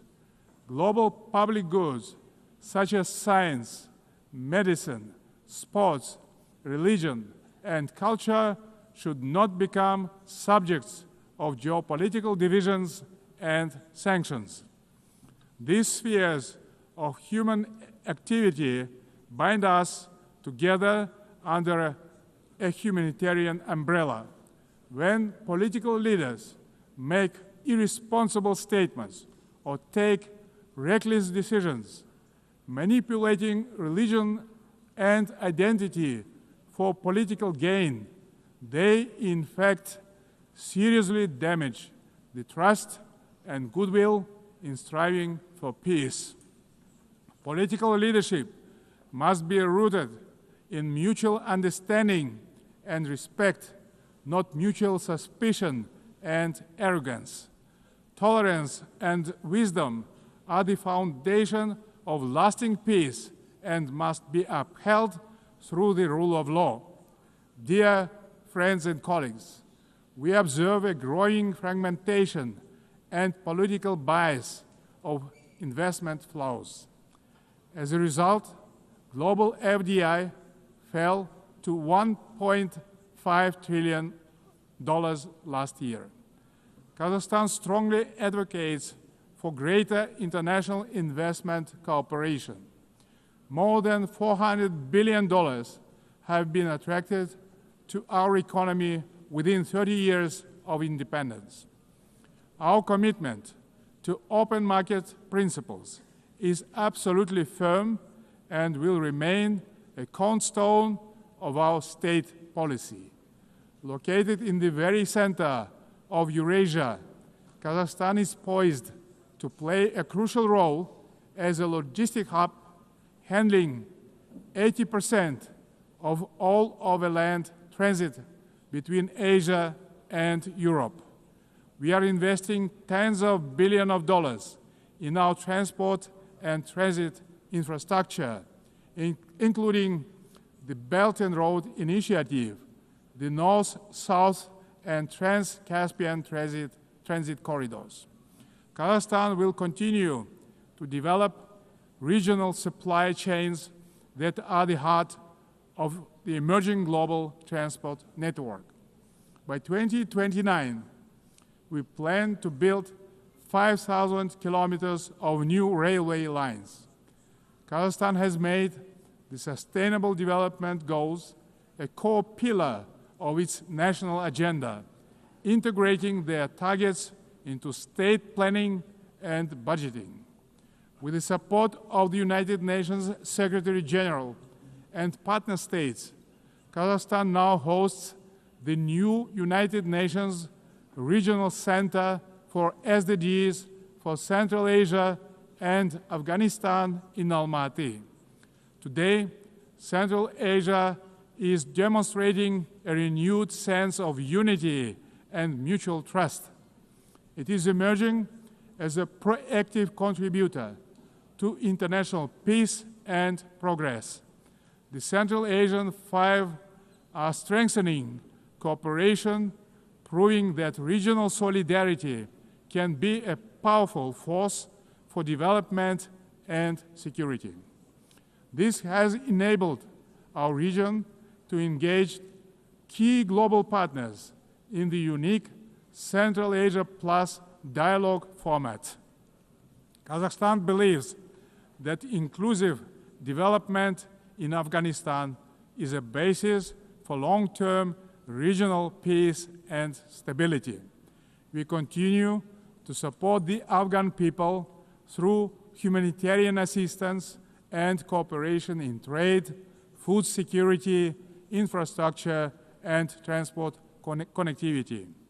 Distinguished delegates, last year was the hottest year in human history, and Central Asia is warming at twice the global rate. The melting of glaciers in the Alatau Mountains is accelerating, multiplying threats to water and food security for millions. Kazakhstan has drawn profound lessons from the tragedy of the Aral Sea.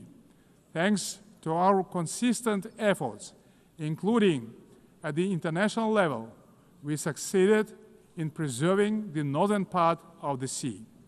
As the current chair of the International Fund for Saving the Aral Sea, Kazakhstan will continue to play a proactive role in this common priority. Meanwhile, the Caspian Sea is rapidly shrinking. It is no longer just a regional concern. It is a global warning signal.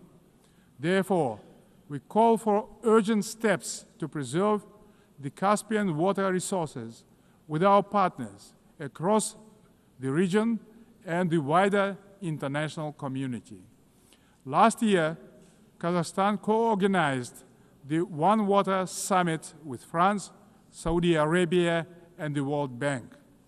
Looking forward, stronger coordination, investments, and sustainable solutions are urgently needed to prevent future water crises. To help advance this agenda, Kazakhstan will host a regional ecological summit in Astana in April next year, to be convened in partnership with the United Nations and other international organizations. As part of our broader environmental commitment, Kazakhstan is implementing a nationwide Clean Kazakhstan campaign. This national movement mobilizes millions of volunteers in cleanup actions, waste reduction, and eco-education. At this initiative of Kazakhstan, the United Nations declared 2026 the International Year of Volunteers for Sustainable Development. We invite all member states to collaborate on this important endeavor. In this spirit, I propose that the General Assembly adopt a resolution proclaiming April 22 as the International Day of Greening the Planet. Dear friends, Kazakhstan views artificial intelligence not as one more technological advancement, but as a major breakthrough that can be a true engine of human progress. Yet, as artificial intelligence accelerates, so do the related risks, specifically deepening technological, economic, and geopolitical divides. At the same time, we should not let ethical norms fall behind this rapid evolution. Pressing questions of fairness, accountability, and individual rights must be addressed with clarity and urgency. We must act collectively to ensure that every country can benefit from AI. Kazakhstan welcomes the establishment under UN auspices of the Global Dialogue on AI Governance. We stand ready to actively contribute to this platform to help ensure that AI remains safe, inclusive, and human-centered. In Kazakhstan, artificial intelligence will be integrated across all sectors of economy and public services. The basic infrastructure to deliver this plan is being built, and our bright young people are getting ready to turn this vision into reality.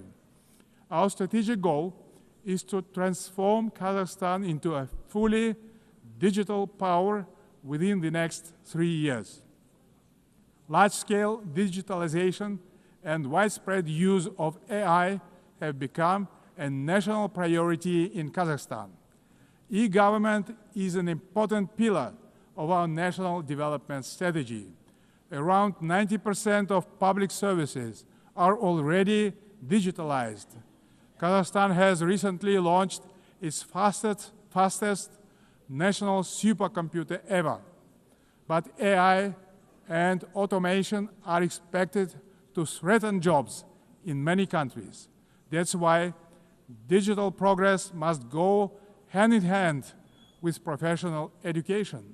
Therefore, Kazakhstan believes it is imperative not just to increase employment, but to valorize the technical professions. Ladies and gentlemen, amid global turbulence, Kazakhstan is pursuing a bold national renewal to build a truly just and fair state. Over the last 3 years, we have carried out large-scale political and economic reforms that are unprecedented in our part of the world. Through a national referendum, we introduced a single 7-year presidential term, thereby strengthening democratic accountability. We remain committed to the formula of strong president, influential parliament, and accountable government. Guided by strong wish to modernize Kazakhstan, I have proposed a single-chamber parliament for a national referendum to consider. Our objective is to continuously embrace the political system to make it more transparent, effective, and reflective of people's aspirations. At the heart of these reforms lies a clear principle: law and order must prevail. We believe that only a governance rooted in common sense and the rule of law can ensure public order and protect the rights of all citizens. It creates good conditions for international investment, trade, cooperation, and more broadly, the dynamic development of our country.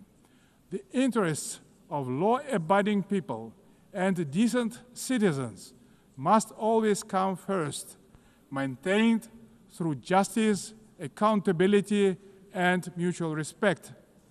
Kazakhstan's economy is showing clear signs of sustainability and resilience. This year, economic growth is expected to exceed 6%, underscoring the sustainability of our economy as the largest in our part of the world. But we are not complacent. We will continue our efforts to ensure a long-term growth.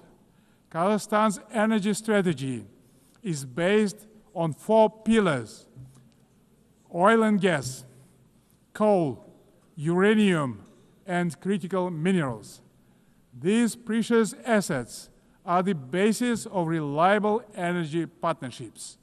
Climate change and the green agenda cannot be accepted by all countries that have huge deposits like coal, which nowadays can be cleaned up by advanced technologies. That's why we have committed to decarbonize our country in 35 years. Renewable energy is not the single solution to all energy problems. Agriculture is another driver of our development with huge potential for global markets. Kazakhstan's grain export capacity has amounted to 12 million tons, reaching a great number of international markets, creating new opportunities for trade expansion using enhanced transport connectivity. We will continue our cooperation with all major international partners and regional stakeholders to further diversify our external trade and economy, making it more inclusive and resilient. Excellencies, we will remain firmly on this path, deepening governance reforms at home while supporting global governance abroad. Kazakhstan will continue to serve as a bridge builder and peacemaker. It will also continue to choose balance over domination, cooperation over confrontation, and peace over war. We stand ready in cooperation with other players, stakeholders in the international community to renew the promise of the United Nations as a beacon of peace, justice, and cooperation. Thank you very much. On behalf of the Assembly, I wish to thank the President of the Republic of Kazakhstan. The Assembly will hear an address by His Excellency Matamela Cyril Ramaphosa, President of the Republic of South Africa. I request protocol to escort His Excellency and invite him to address the Assembly.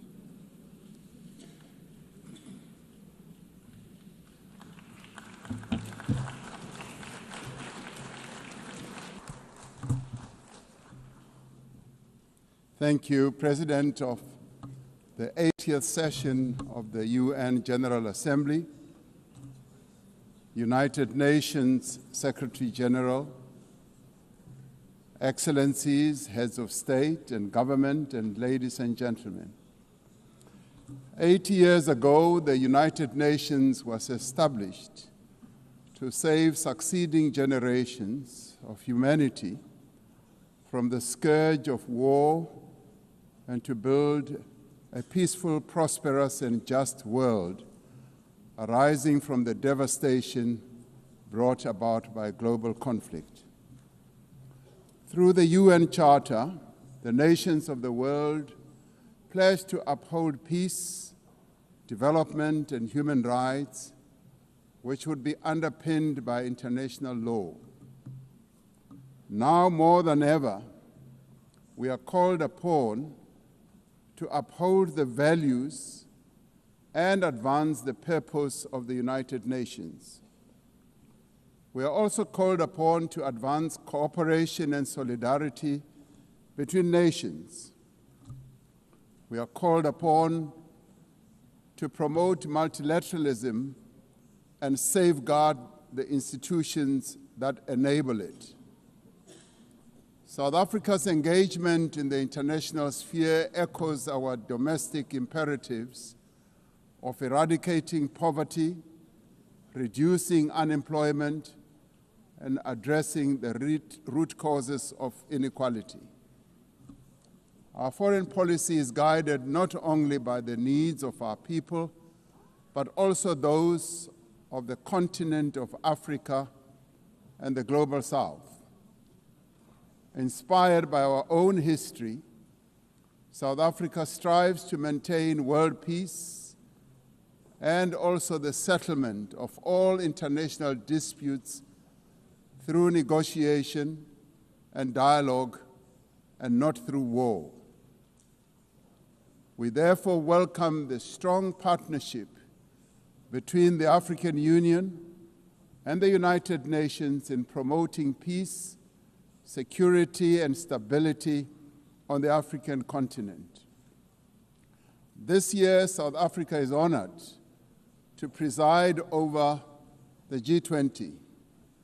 This is the first time that G20 Leaders Summit will be held on the African continent, the cradle of humanity. South Africa's G20 presidency is guided by the theme equality, solidarity, and sustainability. To give full meaning to our theme of equality, solidarity, and sustainability, we have invited the G20 countries to join us in prioritizing the following areas. Firstly, in discussion to strengthen disaster resilience and response by addressing the increasing frequency and impact of climate-induced natural disasters. Secondly, to ensure that we have debt sustainability for low-income countries by crafting innovative ways to support countries to have low levels of debt to maintain economic stability. Thirdly, to discuss how to mobilize finance for a just energy transition by encouraging investments in renewable energy and sustainable technologies without foregoing what we would call base load energy sources. Fourthly, by harnessing critical minerals for inclusive growth and sustainable development through the value addition processes, that is, beneficiation of these minerals at the source where the minerals are extracted to foster the development of communities where these minerals are found. These priorities reflect South Africa's commitment to addressing global challenges and promoting inclusive growth and sustainable development. Our country's G20 presidency is a significant opportunity for South Africa to advocate for Africa's development agenda and to amplify African voices in global economic governance for a continent that is irreversibly on the rise. As member states of the United Nations, we have all adopted the Sustainable Development Goals. However, many of these goals remain elusive. There are many reasons that hold many countries back from fulfilling and implementing these development goals. Some of these reasons are lack of sufficient financial resources that can finance the advance that these countries need to make to fulfill those goals. Many countries with developing economies, especially in Africa and the global south, do not have adequate capital to finance their development goals. They are indebted and are paying much more on debt servicing than they do on health and education. In fact, these countries pay much more than countries in the north for their debt.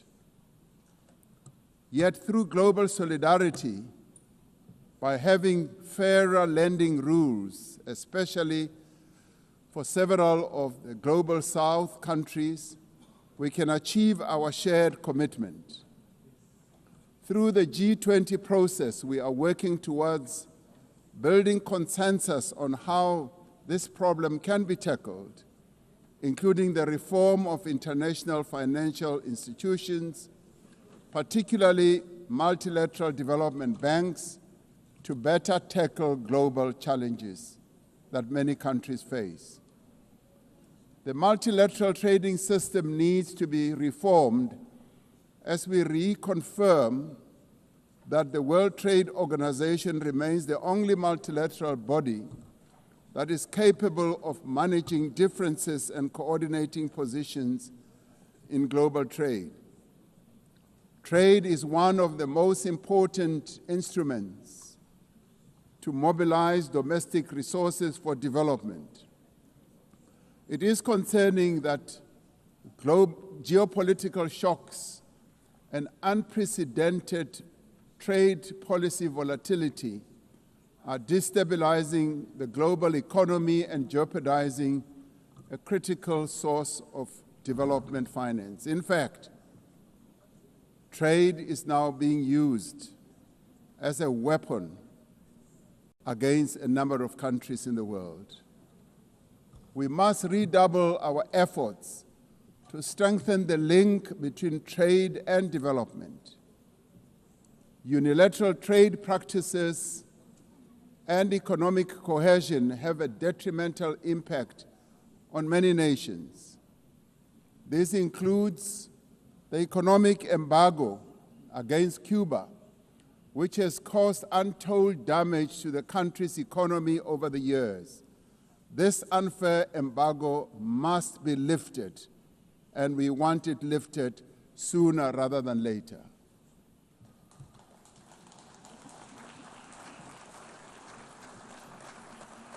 In the midst of global trade uncertainty, the African continent is providing a pragmatic example of constructive collaboration and cooperation by using the African Continental Free Trade Area as an engine for sustainable growth and development. This will, with commitment, become the central pillar of economic cooperation and integration for our continent. As part of the effort to build more inclusive economies, South Africa's G20 presidency has launched an extraordinary committee of independent experts on global wealth inequality. This committee, chaired by Professor Joseph Stiglitz, a Nobel laureate, will deliver the first ever report on global inequality to G20 leaders when they meet in November in Johannesburg in South Africa. Climate change is an existential threat. We are facing future generations by our inability to reduce global warming. Climate change is reversing economic growth and development gains in many countries, especially in the global south. Although Africa carries the least responsibility for climate change, many countries on the continent of Africa experience much of its harshest effects.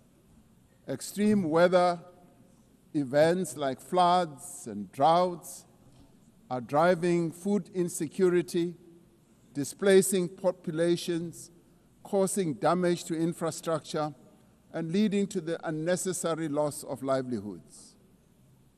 Member states must honor their undertakings and commitments in line with the guiding principle of common but differentiated responsibilities and respective capabilities. The Secretary General recently reported that global military expenditure has reached historic highs, just as the world is falling behind on its core development promises. We are building weapons when we should be building social infrastructure that advance the lives of our people. We are fighting wars that cause death and destruction when we should be fighting poverty and developing the livelihoods of vulnerable people. We must act decisively to silence all the guns everywhere to realize the goal of sustainable development and global peace. And I do believe that this is an objective that is possible to reach. As we commemorate the 80th anniversary of the UN, the relevance of this institution and various multilateral processes for the maintenance of international peace and security is being willfully undermined.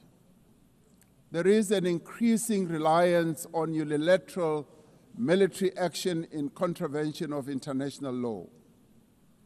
The United Nations Security Council has proven to be ineffective in its current form and composition in carrying out its charter mandate to maintain international peace and security. South Africa remains deeply concerned by the erosion of the credibility of the Security Council and its failures to ensure accountability and uphold international law. As the security and humanitarian situations in the Democratic Republic of the Congo, Sudan, Gaza, and elsewhere deteriorate, it is a matter of great concern that there are countries that continue to violate international law and also defy the United Nations resolutions and rulings, also from bodies like the International Court of Justice. The establishment of the Hague Group and the Madrid Group aim to reaffirm the primacy of international law, promoting accountability and ensuring support for a just peace. We cannot and should not accept that members of this organization continue willfully to violate without consequence the charter that we have all agreed to uphold. Therefore, as nations that have pledged to uphold the UN Charter, we have the ultimate responsibility to ensure and protect the rights of the Palestinian people to self-determination, consistent with the case that South Africa brought before the International Court of Justice. There is growing global consensus. There is growing global consensus that Israel is committing genocide in Gaza. Just last week, the United Nations Independent International Commission of Inquiry found that Israel is responsible for the commission of genocide in Gaza. As Palestinians continue to face genocide and famine, we have a duty to act. South Africa has acted in the interest of saving lives by insisting that the International Court of Justice should make a ruling that indeed genocide is being committed in Gaza and that it should stop. And we stand here to say it must stop.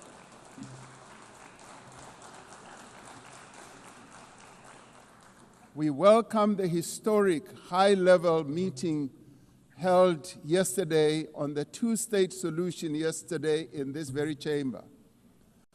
This reflects the determination of the global majority, a global majority that now stands at 142 and more countries, that Palestinians deserve a peaceful state alongside a peaceful Israel.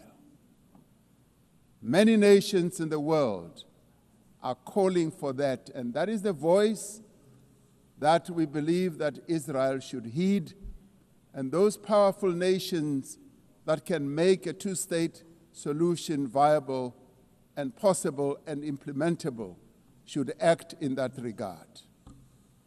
The long overdue announcement by increasing number of countries to recognize the state of Palestine is testament to this determination. We have a responsibility as the member states of the United Nations to reaffirm the right also of self-determination of the people of Western Sahara.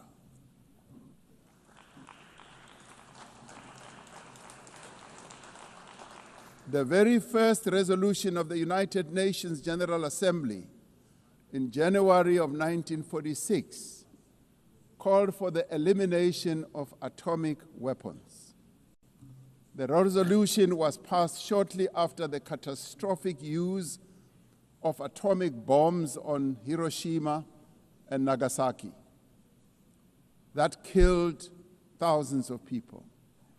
Decades later, we have not made significant progress in the fulfillment of the commitment to nuclear disarmament. In 2026, next year, South Africa will be presiding over the first review conference of the Treaty on the Prohibition of Nuclear Weapons. This treaty reaffirms that there is no greater assurance of non-proliferation than the complete prohibition of nuclear weapons.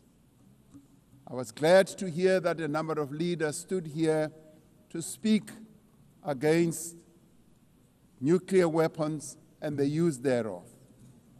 This year we celebrate the 30th anniversary of the Beijing Declaration and Platform for Action as a roadmap for the achievement of gender equality, the empowerment of the women and girls of the world.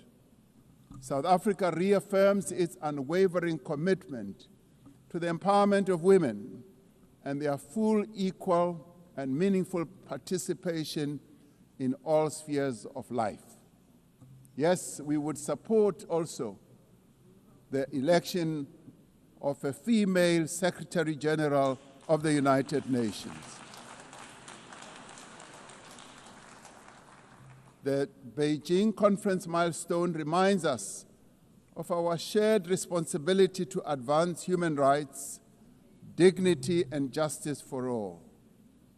We are all equal, men and women, and there is no reason that we continue to hold the women of the world backwards.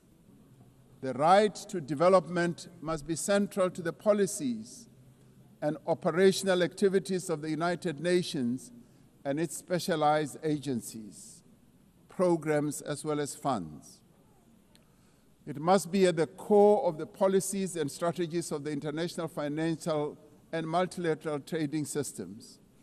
As we celebrate 80 years of the United Nations, we must seize the opportunity to build a better United Nations for the next 80 years. What is needed now is a stronger and more capable United Nations, a United Nations that is based on the renewed commitment to its founding principles. We must invigorate the negotiations on the Security Council reform at the intergovernmental negotiations in the General Assembly, including by initiating text-based negotiations. The Security Council must be accountable. It must also be representative. It must be democratic and effective in executing its mandate. We can no longer accept that a large portion of the world's population is not represented in the United Nations Security Council. My own continent, Africa, home to 1.4 billion people, as well as South America, are not represented in the United Nations Security Council. This is unjust, this is unacceptable, and it must end. We want representation in the Security Council. We look forward to working with the Secretary General on the UN 80 initiative to ensure that our organization works more effectively and efficiently. Mandates given by member states must be implemented, and the necessary structural changes and program realignment must be implemented across the UN system. In the face of the decrease in funding to the United Nations to fulfill its mandate, the UN 80 initiative is important to maintain the integrity of the multilateral system and to uphold international law. Lastly, I am reminded that our collective membership of the United Nations is our shared humanity in action. The United Nations at 80 compels us to reflect on our collective achievements and to chart a way forward, building an organization that is able to address our common challenges. We must rise to the occasion and do our utmost together to ensure the political, economic, and social freedom of all humanity. We must reaffirm that freedom is indivisible and that the denial of the rights of one person diminishes the freedom of all of us. We must reaffirm the equal dignity and worth of every person and must therefore leave no one behind and no country behind. I thank you. On behalf of the Assembly, I wish to thank the President of the Republic of South Africa. The Assembly will hear an address by His Excellency Shavkat Mirziyoyev, President of the Republic of Uzbekistan. I request protocol to escort His Excellency and invite him to address the Assembly.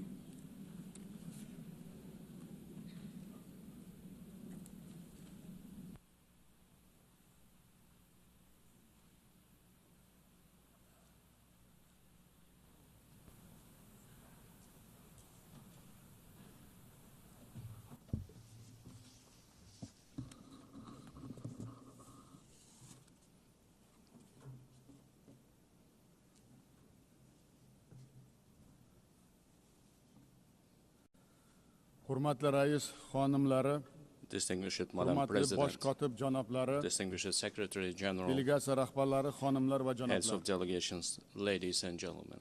Birleşken Milletler Teşkilatı Baş I am Asambleyası'nın truly delighted to extend my congratulations to you with the 80th anniversary session of the United Nations General Assembly. Our meeting today is taking place in a complex, rapidly changing global situation that calls for new approaches to the work of our organization and its future. Today, across the world, the role and place of international institutions are weakening. Confrontations, conflicts, and wars are intensifying. Technological and social inequality is increasing. And economic and humanitarian crises are deepening. All of this is creating an entirely new and unsettling geopolitical reality. We highly commend the efforts of His Excellency Secretary General Antonio Guterres aimed at maintaining our organization as a main platform for the peaceful resolution of the most difficult and pressing global issues. In this regard, we fully support the UNAT initiative and reaffirm our strong commitment to the pact for the future. We support the transformation of the United Nations Security Council and the expansion of its membership in order to effectively address current threats and challenges and protect the interests of the developing countries. Distinguished participants of the session, we are pursuing a policy to build a democratic, law government, social, and secular new Uzbekistan in full alignment with the Sustainable Development Goals. To this end, we are consistently continuing our irreversible reforms. Our top priority goal is to fundamentally transform the lives of each and every family and citizen in our country to enhance human dignity and well-being. In recent years, we have managed to reduce the poverty rate in Uzbekistan from 35% to 6.6%. We have achieved this result primarily through the transformation of the education and science sector, establishment of innovative industries and high-tech manufacturing enterprises,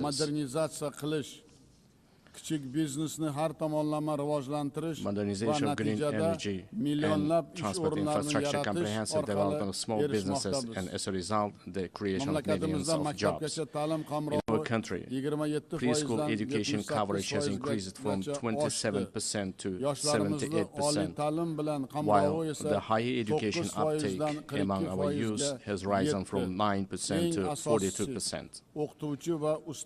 Most importantly, we consider enhancing the prestige of the teaching profession as a key issue.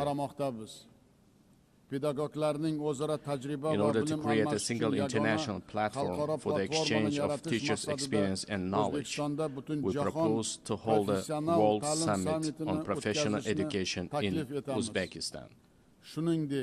We are also creating an advanced healthcare system in our country.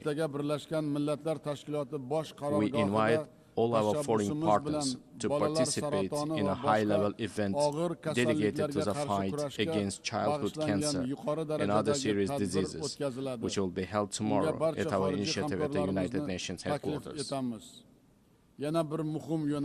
Another important area is gender policy.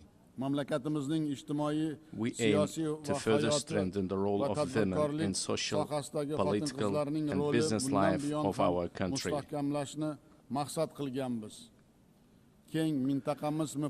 advocate for holding the Asian Women's Forum on a regular basis in our region, turning it into a permanent platform.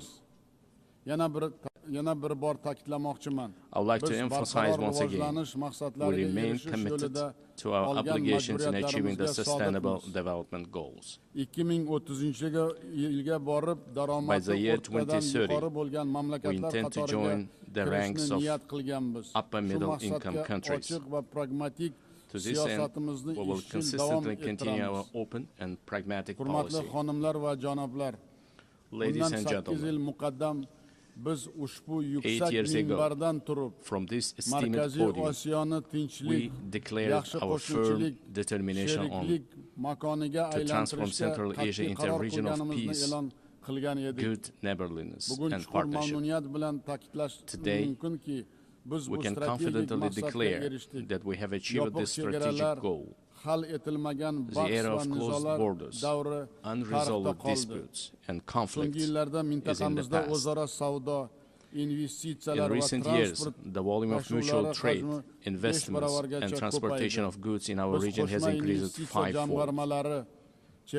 We are implementing joint investment funds, cross-border trade, and industrial cooperation zones, and major infrastructure projects.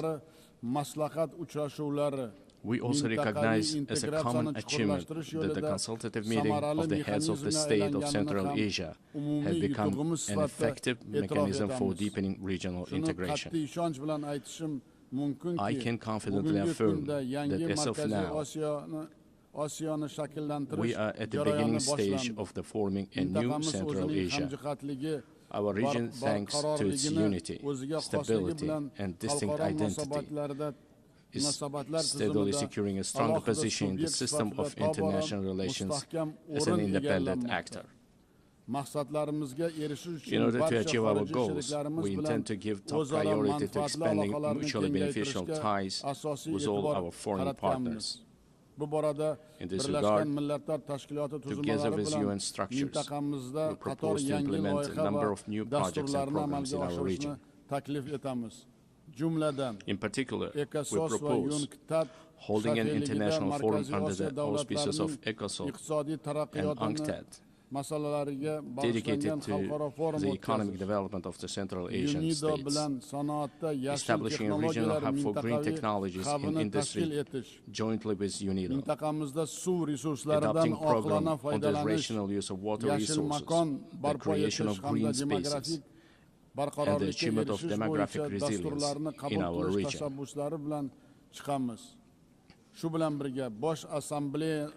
In addition, we propose the adoption of UN General Assembly resolution supporting efforts of the Central Asian countries aimed at deepening regional partnership and economic integration.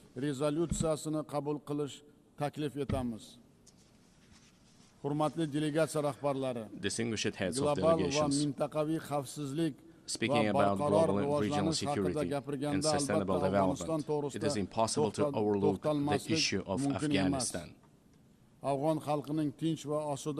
Supporting the aspirations of Afghan people for a peaceful and stable life requires the united efforts of the international community.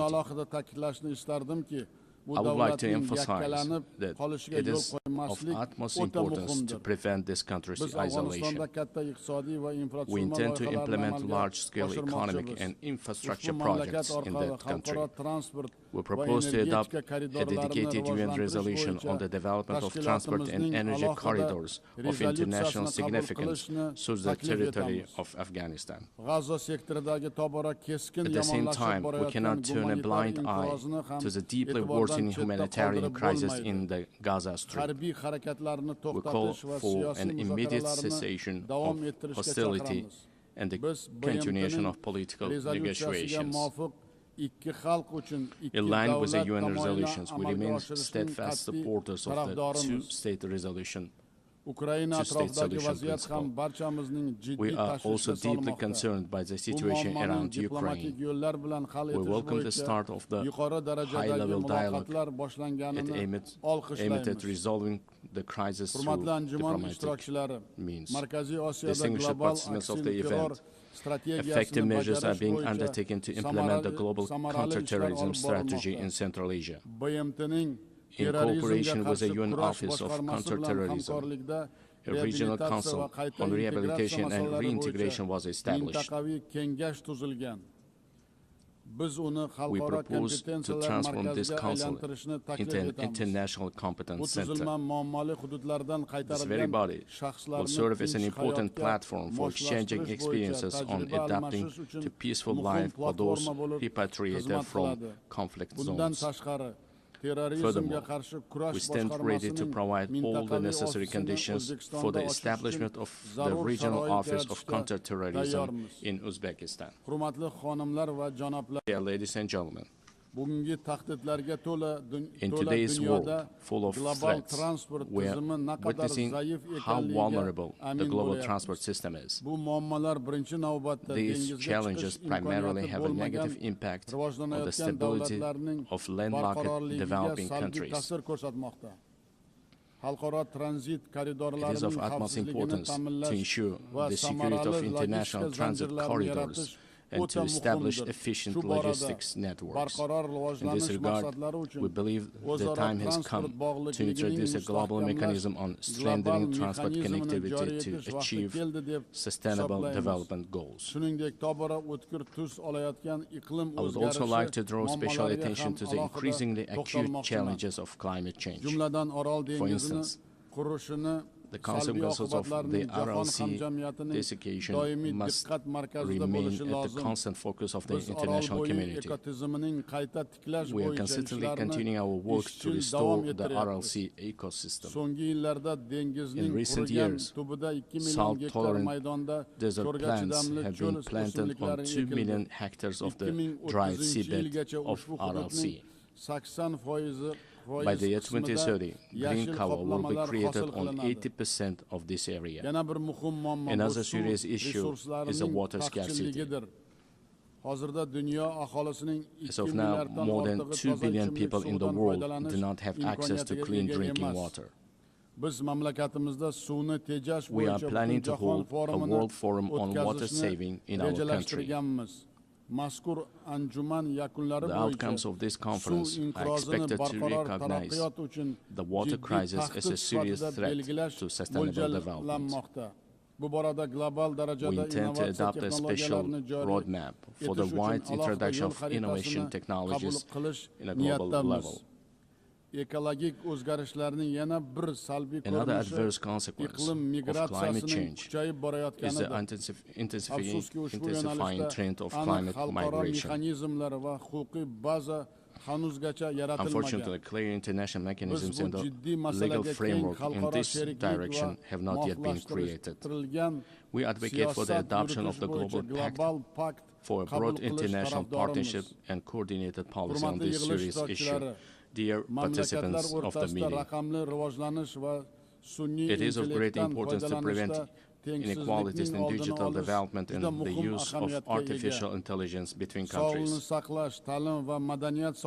We propose to create an international cooperation mechanism aimed at the gratis exchange of practical solutions and models of artificial intelligence in healthcare, education, and culture. I would like to emphasize another priority issue. Our future, the destiny, and the prosperity of the world are in the hands of the younger generation. It is our urgent task to instill in the hearts and minds of our sons and daughters the most noble ideas, such as peace, humanism, and friendship, mutual trust, and respect. In this regard, we put forward the proposal to establish the World Youth Movement for Peace and to locate its headquarters in Uzbekistan. We are consistently implementing a policy of tolerance in our society. At the same time, we will actively continue our efforts to deeply study the ideas of Islamic enlightenment and promote them to the world. In the coming months, we will open the Center of Islamic Civilization, which is unique for our wider region. we intend to hold a special presentation at the United Nations of the rich spiritual and scientific heritage of our great ancestors, thinkers and scholars such as Imam Bukhari, Imam Tirmizi, and Imam Maturidi. Dear ladies and gentlemen, the new Uzbekistan is a supporter of mutual solidarity, open dialogue, and close partnership with all countries. We are always ready to contribute to strengthening dialogue among peoples, cultures, and civilizations, and to achieving universal human goals.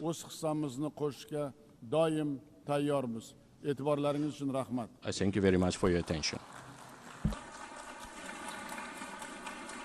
On behalf of the Assembly, I wish to thank the President of Republic of Uzbekistan.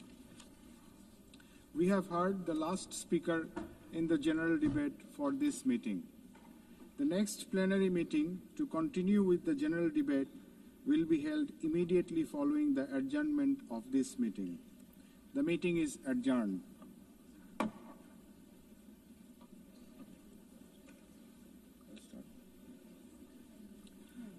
The fifth plenary meeting of the General Assembly is called to order. The Assembly will hear an address by His Excellency Hurelsuk Ukna, President of Mongolia. I request protocol to escort His Excellency and invite him to address the Assembly.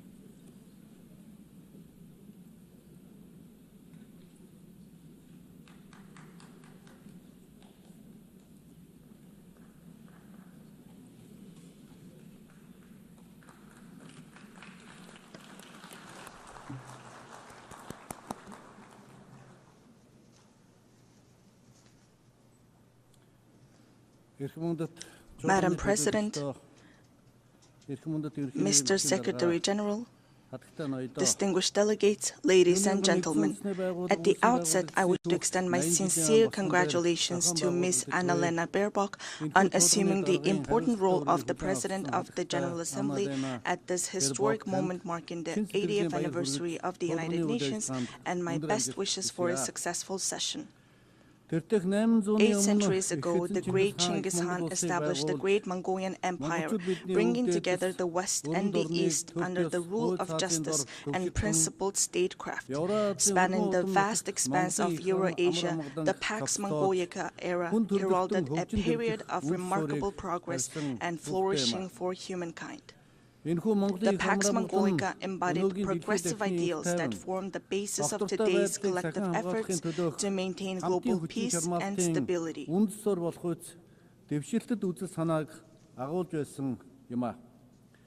Then, 8 decades ago, when the dust and ashes of the World War had not cleared yet and humanity had not healed yet from fear and anxiety, the United Nations, a great family of nations, rose to prominence as a guarantor of world peace and security and a sanctuary of hope and trust. Since its establishment, the United Nations has illuminated humanity's path, serving as a steadfast beacon of hope and trust for nations to maintain peaceful coexistence and share a prosperous future. In today's volatile and challenging international environment, we welcome Better Together, 80 years and more for peace, development, and human rights as the theme for the 80th session of the General Assembly and the general debate.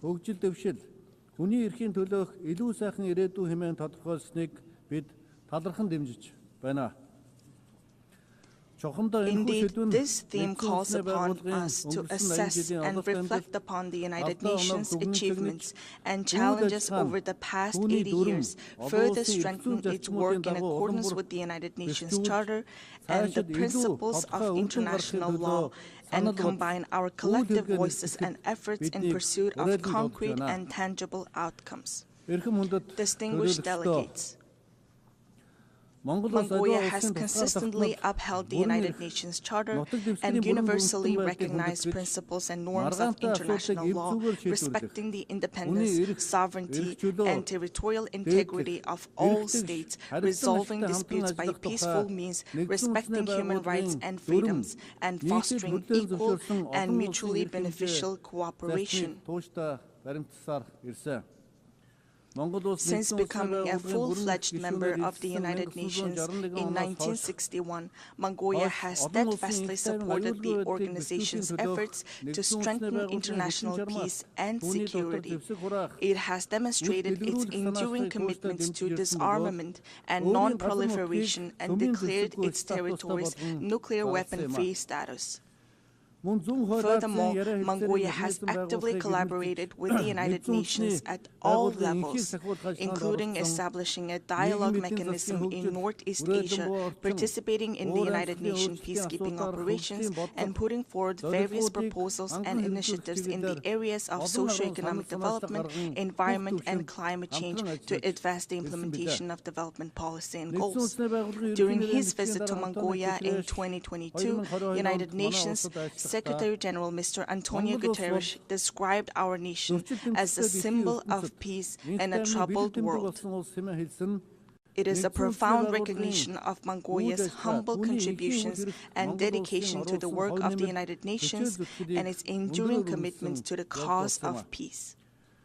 Over the past 23 years, Mongolia has continuously deployed personnel from its armed forces to United Nations peacekeeping operations, making a meaningful contribution to global and regional peace and security.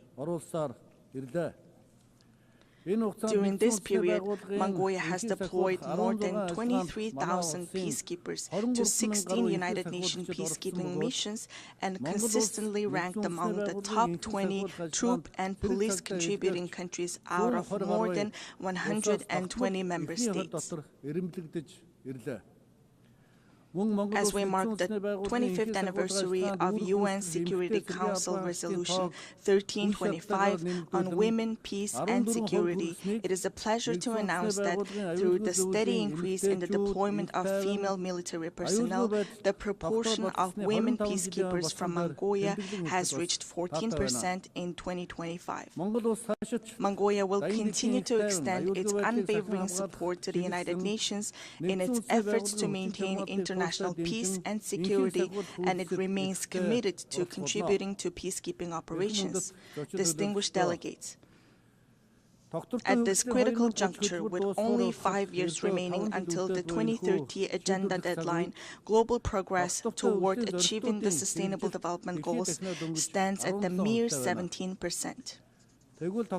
According to the Sustainable Development Report 2025, Mongolia's implementation of the SDGs has reached 66.7%, ranking it 14th in the United Nations Multilateralism Index. This is a testament to our decades-long efforts and a worthy achievement. I want to acknowledge the tremendous efforts of the international community and all member states in advancing the implementation of the Sustainable Development Goals. We welcome the outcomes of the 4th International Conference on Financing for Development, held recently in Seville, Spain, where a broad consensus was reached on the crucial role of financing in achieving the Sustainable Development Goals. We also appreciate that the conference agreed to increase the engagement of developing countries and take comprehensive actions aimed at reforming the current international financial architecture. Within the framework of implementing the Seville commitment adopted at the conference, it is essential to direct international development cooperation towards supporting the most vulnerable groups and addressing their challenges.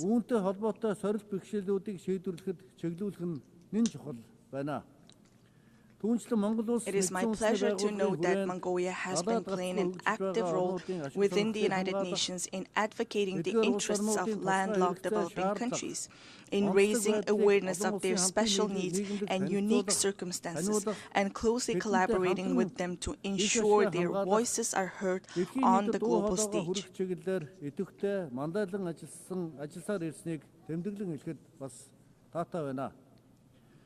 The 3rd United Nations Conference on Landlocked Developing Countries convened in August in Turkmenistan and adopted the Avaza Program of Action for 2024 and 2034. Landlocked developing countries have long faced trade and economic development challenges due to their geographic location. Member states have committed to implementing the program to advance the development of landlocked developing countries over the next decade and bring positive improvements to the livelihoods of more than 600 million people living in these countries. To ensure the effective implementation of the Avasa Program of Action, it is crucial for landlocked developing countries to align their national development plans with the program while mobilizing all available resources to strengthen regional integration and cooperation. Furthermore, we call upon the international community, financial institutions, and development partners to provide concrete support and cooperation with landlocked developing countries. Distinguished delegates, Mother Earth is our one and only home. However, as a result of humanity's careless behavior towards the environment, Mother Earth, with her very existence under threat, is sending a distress call like a patient in critical condition. If we do not take resolute action to preserve our Mother Earth now, she will inevitably find her own way to survive, with or without us. Since ancient times, we Mongols have believed that all beneath the sky is alive. We have revered mountains, rivers, plants, and animals, understanding that the harmony of the earth and the living world is inseparably intertwined with humanity's inner life and conscious actions. 2 millennia ago, the great Han Modron of the Huns, the Mongols' ancestors, proclaimed that the very foundation of the state is the land. Thus, UNESCO recognized this time-honored tradition of revering nature by inscribing the Mongolian traditional ritual of worshipping sacred sites on the last of the intangible cultural heritage in need of urgent safeguarding. We Mongols are a people blessed with the beautiful tradition of living in harmony with Mother Nature, preserving her pristine purity, and nurturing our children from an early age with the mindset and spirit to cherish her. Accordingly, the United Nations General Assembly resolution entitled 800 Years of Mongolian Statehood, adopted in 2005, highly appreciated the contribution of Mongols to humankind's history and recognized the ever-increasing significance and relevance of a culture of living in harmony with nature, which is inherent in nomadic civilization in today's world.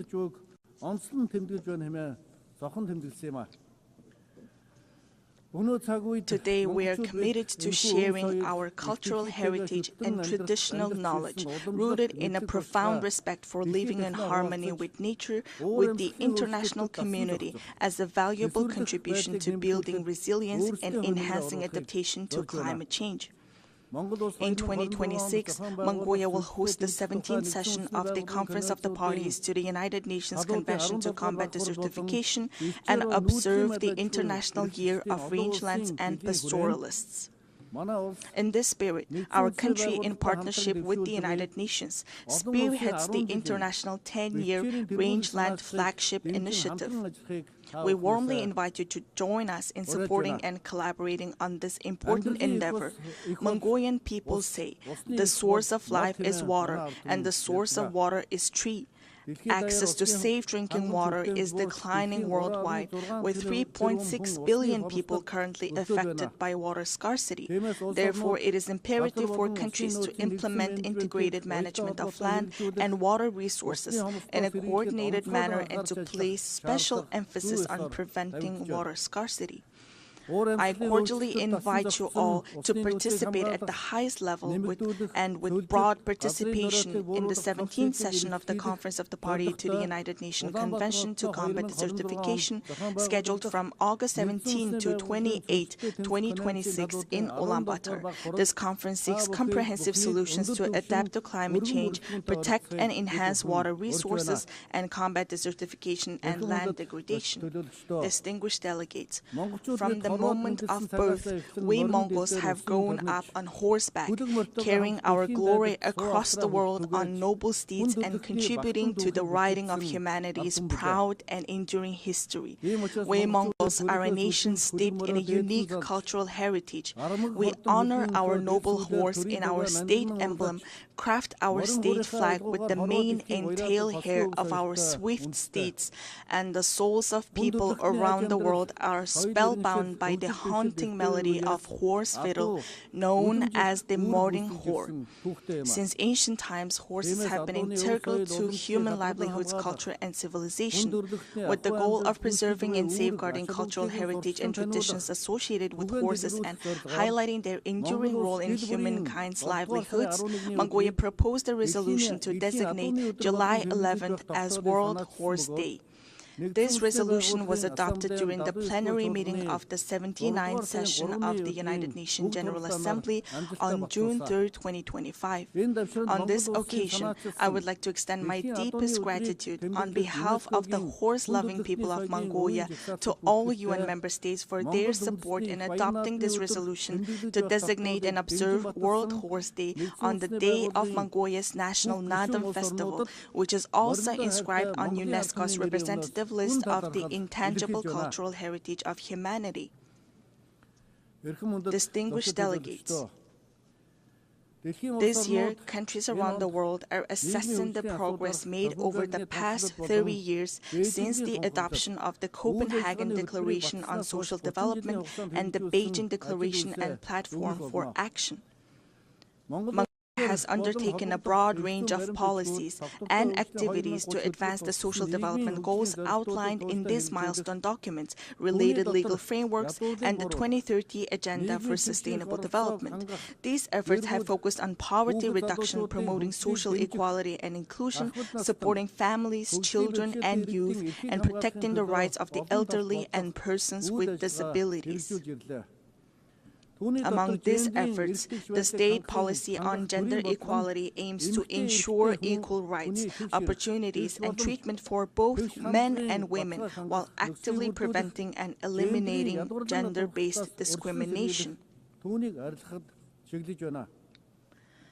Notably, Mongolia has greatly prioritized advancing gender equality and increasing women's participation in decision-making, with women now making up 25% of our parliament. We are pleased to underscore that, according to the Global Gender Gap Report 2025 by the World Economic Forum, Mongolia ranked 65th globally, improving by 20 places from the previous year and securing 5th place in the Asia-Pacific region. In recent years, Mongolia has regularly hosted international events dedicated to women and gender equality, including the International Conference on Strengthening the Role of Women in Peacekeeping in 2022, the Female Foreign Ministers Meeting in 2023, and the World Women's Forum in 2024 in cooperation with the United Nations. Last month, we successfully hosted the World Women Entrepreneurs Forum under the theme Inspire, Impact, Invest in Ulaanbaatar. I wish to extend my heartfelt gratitude to all countries that supported and participated in the forum.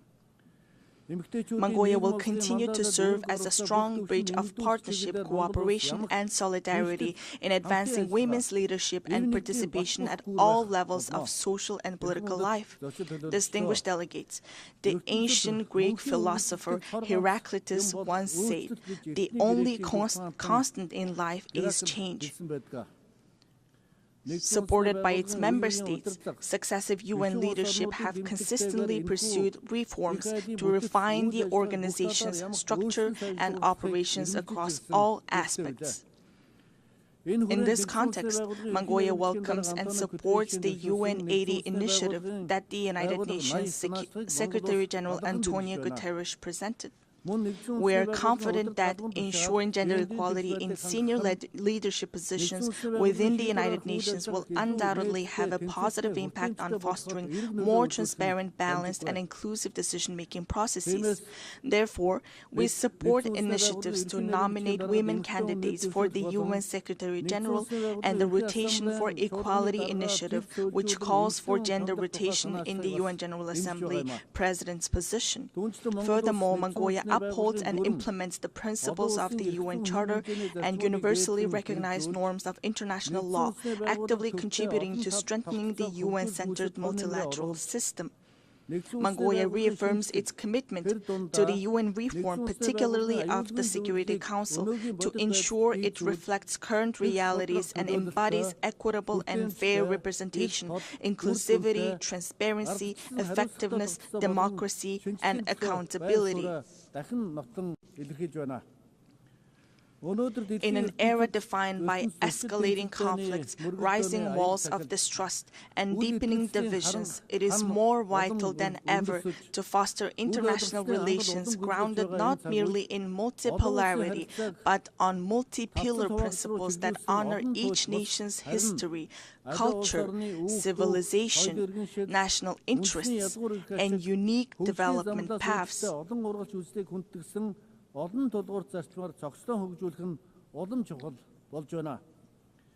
The United Nations was established 80 years ago with the noble goals of saving humanity from the scourge of war and maintaining international peace and security. The United Nations, the cornerstone for the peaceful and harmonious coexistence among nations, must be reinforced and empowered through strong multi-pillar principles that ensure equal rights and balanced influence. Therefore, let us reflect solemnly on whether the mission entrusted to the United Nations 8 decades ago has been fully realized, and let all member states join hands in a shared commitment to revitalize the organization into a powerful institution strong enough to usher in Pax Globalica, a lasting world peace, by embodying the ideals of the Pax Mongolica, which laid the foundation for peaceful coexistence among nations and human progress 8 centuries ago. At this pivotal moment, as we commemorate the historic 80th anniversary of the United Nations, I would like to emphasize the growing importance of its role in fostering mutual understanding, trust, and respect among nations, as well as in advancing peace, stability, development, and the vision of a world free from war.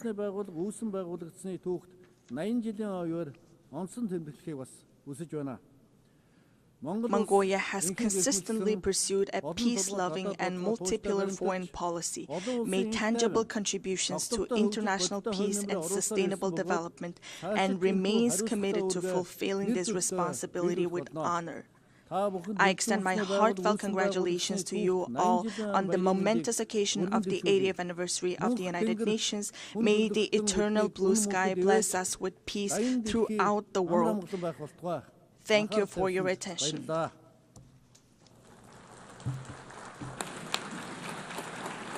On behalf of the Assembly, I wish to thank the President of Mongolia. The Assembly will hear an address by His Excellency Sardar Bardi Muhammadov, President of Turkmenistan. I request protocol to escort His Excellency and invite him to address the Assembly.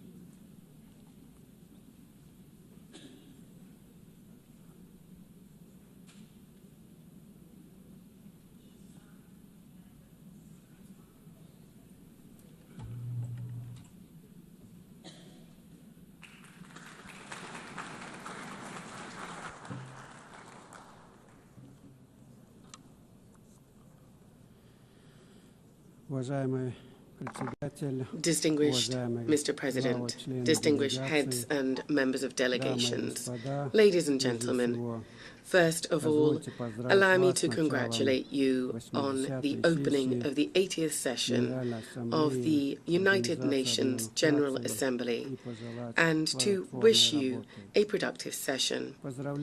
I would like to congratulate Ms. Annalena Baerbock on her election as President of the General Assembly and wish her every success. I would also like to express my sincere appreciation to Ambassador Philemon Yang for his skillful and effective leadership of the General Assembly during the previous session.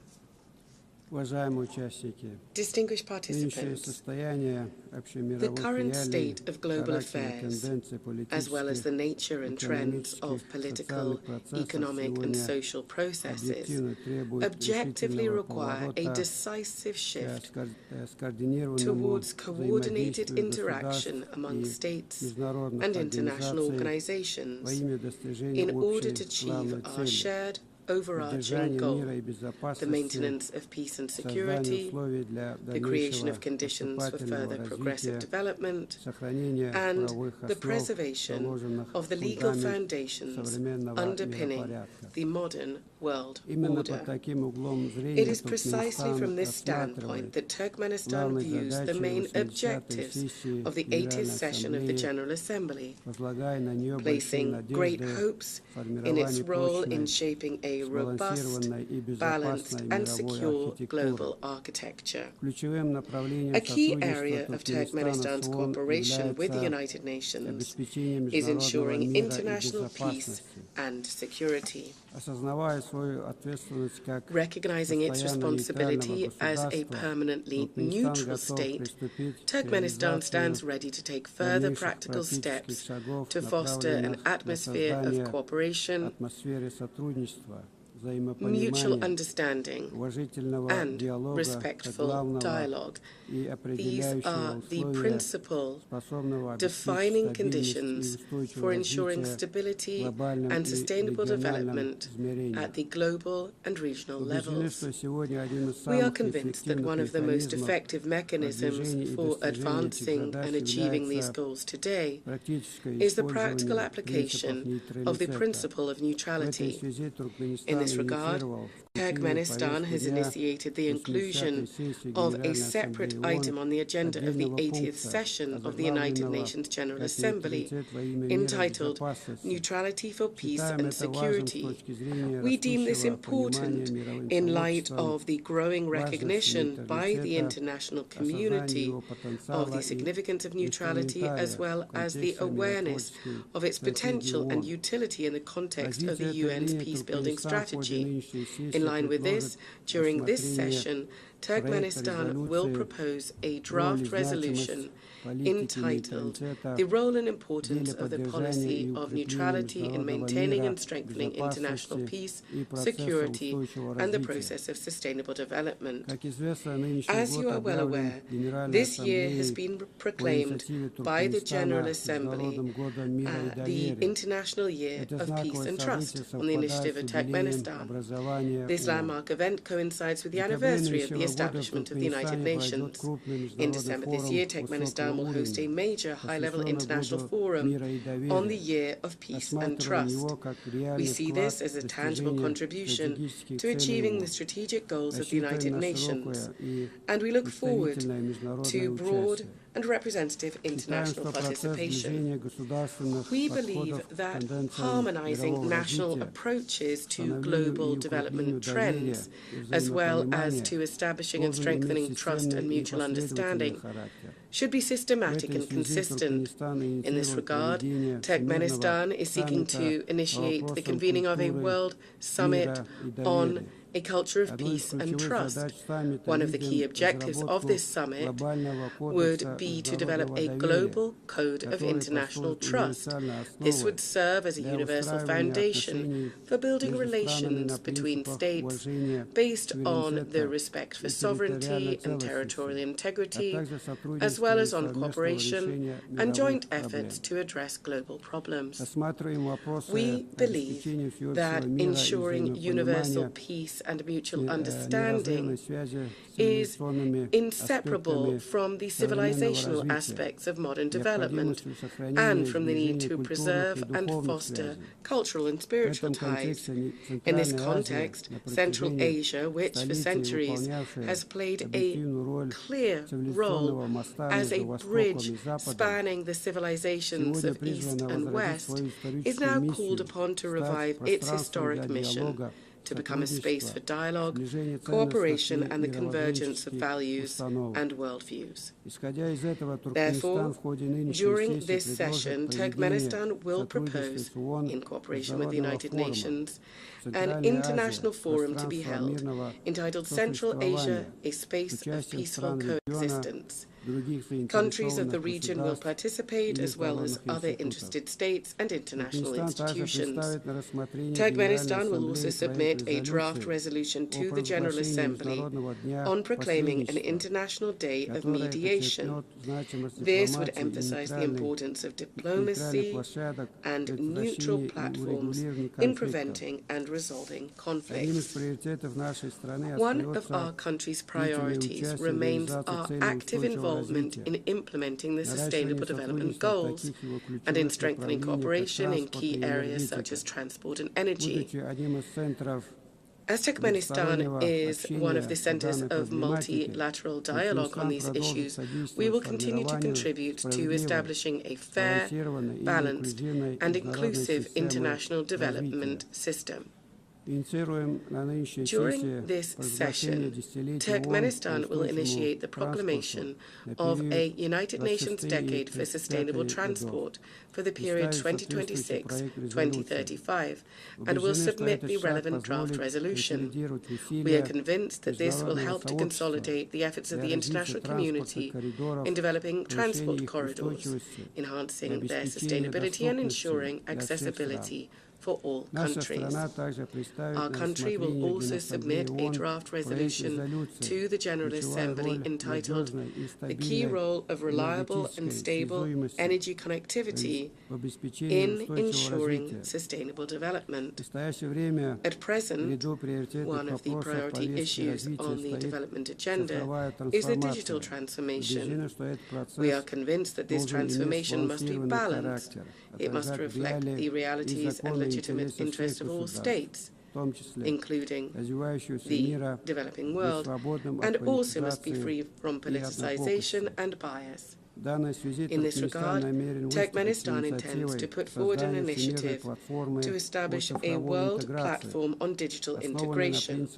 This to be based on the principles of equality, trust, and on preventing the use of information and communication technologies to harm peace, security, and sustainable development. During the 80th session, Turkmenistan will continue its work on environmental and climate issues.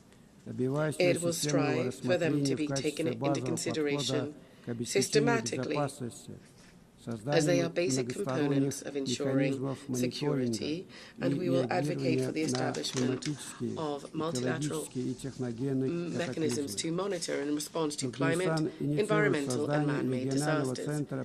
Turkmenistan will seek to bring about a regional center to combat desertification for Central Asian countries. It is our belief that the establishment of such a center would contribute to building regional capacity, to strengthening cooperation in the field of environmental protection, and would also make a significant contribution to achieving the Sustainable Development Goals, particularly in combating climate change and protecting land-based ecosystems. Our country will promote the Caspian Environmental Initiative, proposed at the 78th session of the United Nations General Assembly, which is intended to become an international platform to preserve the Caspian Sea ecosystem. An important step in this direction is the Caspian Environmental Forum, which we propose holding in 2026. We are convinced that now it is especially important to strengthen the role of the UN in fostering broad humanitarian cooperation, in promoting rapprochement and mutual understanding among peoples, and in overcoming value and spiritual barriers, as well as engaging effective channels of cultural diplomacy. To develop intercultural dialogue and to lend practical support to General Assembly resolutions on multilingualism in international relations, we are proposing proclaiming an International Day of Multilingual Diplomacy as well. Distinguished heads and members of delegations, all of Turkmenistan's international initiatives and actions are always measured against and aligned with the UN Charter and its founding documents, as well as with its long-term goals. It is no coincidence that we always emphasize that cooperation with the UN is a strategic priority for Turkmenistan. We say this with the conviction that the UN is the only international organization endowed with universal legitimacy. In this regard, it must remain the guarantor of peace and development and be the backbone of global security and stability. Turkmenistan will continue to advocate consistently for strengthening the central role of the UN in international affairs. We consider strengthening the primacy of international law and in improving the international legal framework and increasing the effectiveness of the implementation of UN conventions, treaties, agreements, and other multilateral documents as key factors in this regard. In this context, Turkmenistan is initiating the proclamation of the Year of International Law in 2028. This will become an important step in strengthening the international legal foundations of peace and cooperation. Ladies and gentlemen, this session holds special significance for Turkmenistan. 30 years ago, within these very walls, the United Nations General Assembly unanimously adopted the resolution on the permanent neutrality of Turkmenistan. For our country, this was a momentous historic event. In essence, it determined the entire subsequent course of Turkmenistan's foreign and international policy. International recognition of our neutrality also contributed to boosting the country's domestic development by providing favorable external conditions for this. I would like to take this opportunity on behalf of the people of Turkmenistan to express my gratitude to the United Nations Member States and the entire international community for the decision adopted in December 1995 to recognize the permanent neutrality of Turkmenistan, a decision reaffirmed by two subsequent UN General Assembly resolutions. Turkmenistan will always remember the trust placed in it and will steadfastly and unswervingly uphold its international commitments. Once again, I would like to congratulate all delegations on the opening of the 80th anniversary session of the United Nations General Assembly and wish you every success in strengthening our cooperation and mutual understanding. Thank you very much indeed.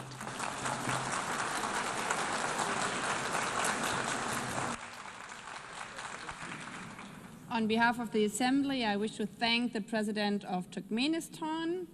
The Assembly will hear an address by His Excellency Gabriel Boric Font, President of the Republic of Chile. I request protocol to escort His Excellency and invite him to address the Assembly.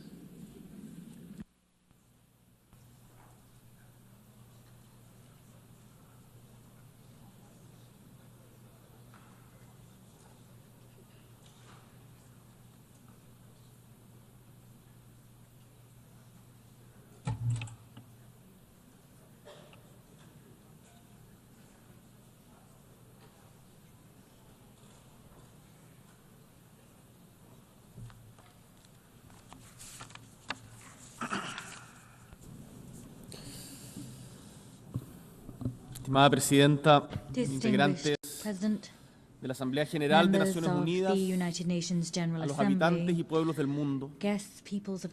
Son 80 años los que han transcurrido desde la creación de las Naciones Unidas. 80 años han pasado también desde que Gabriela Mistral, una mujer chilena, criada entre los cerros del Valle del Elqui, recibió el Premio Nobel de Literatura.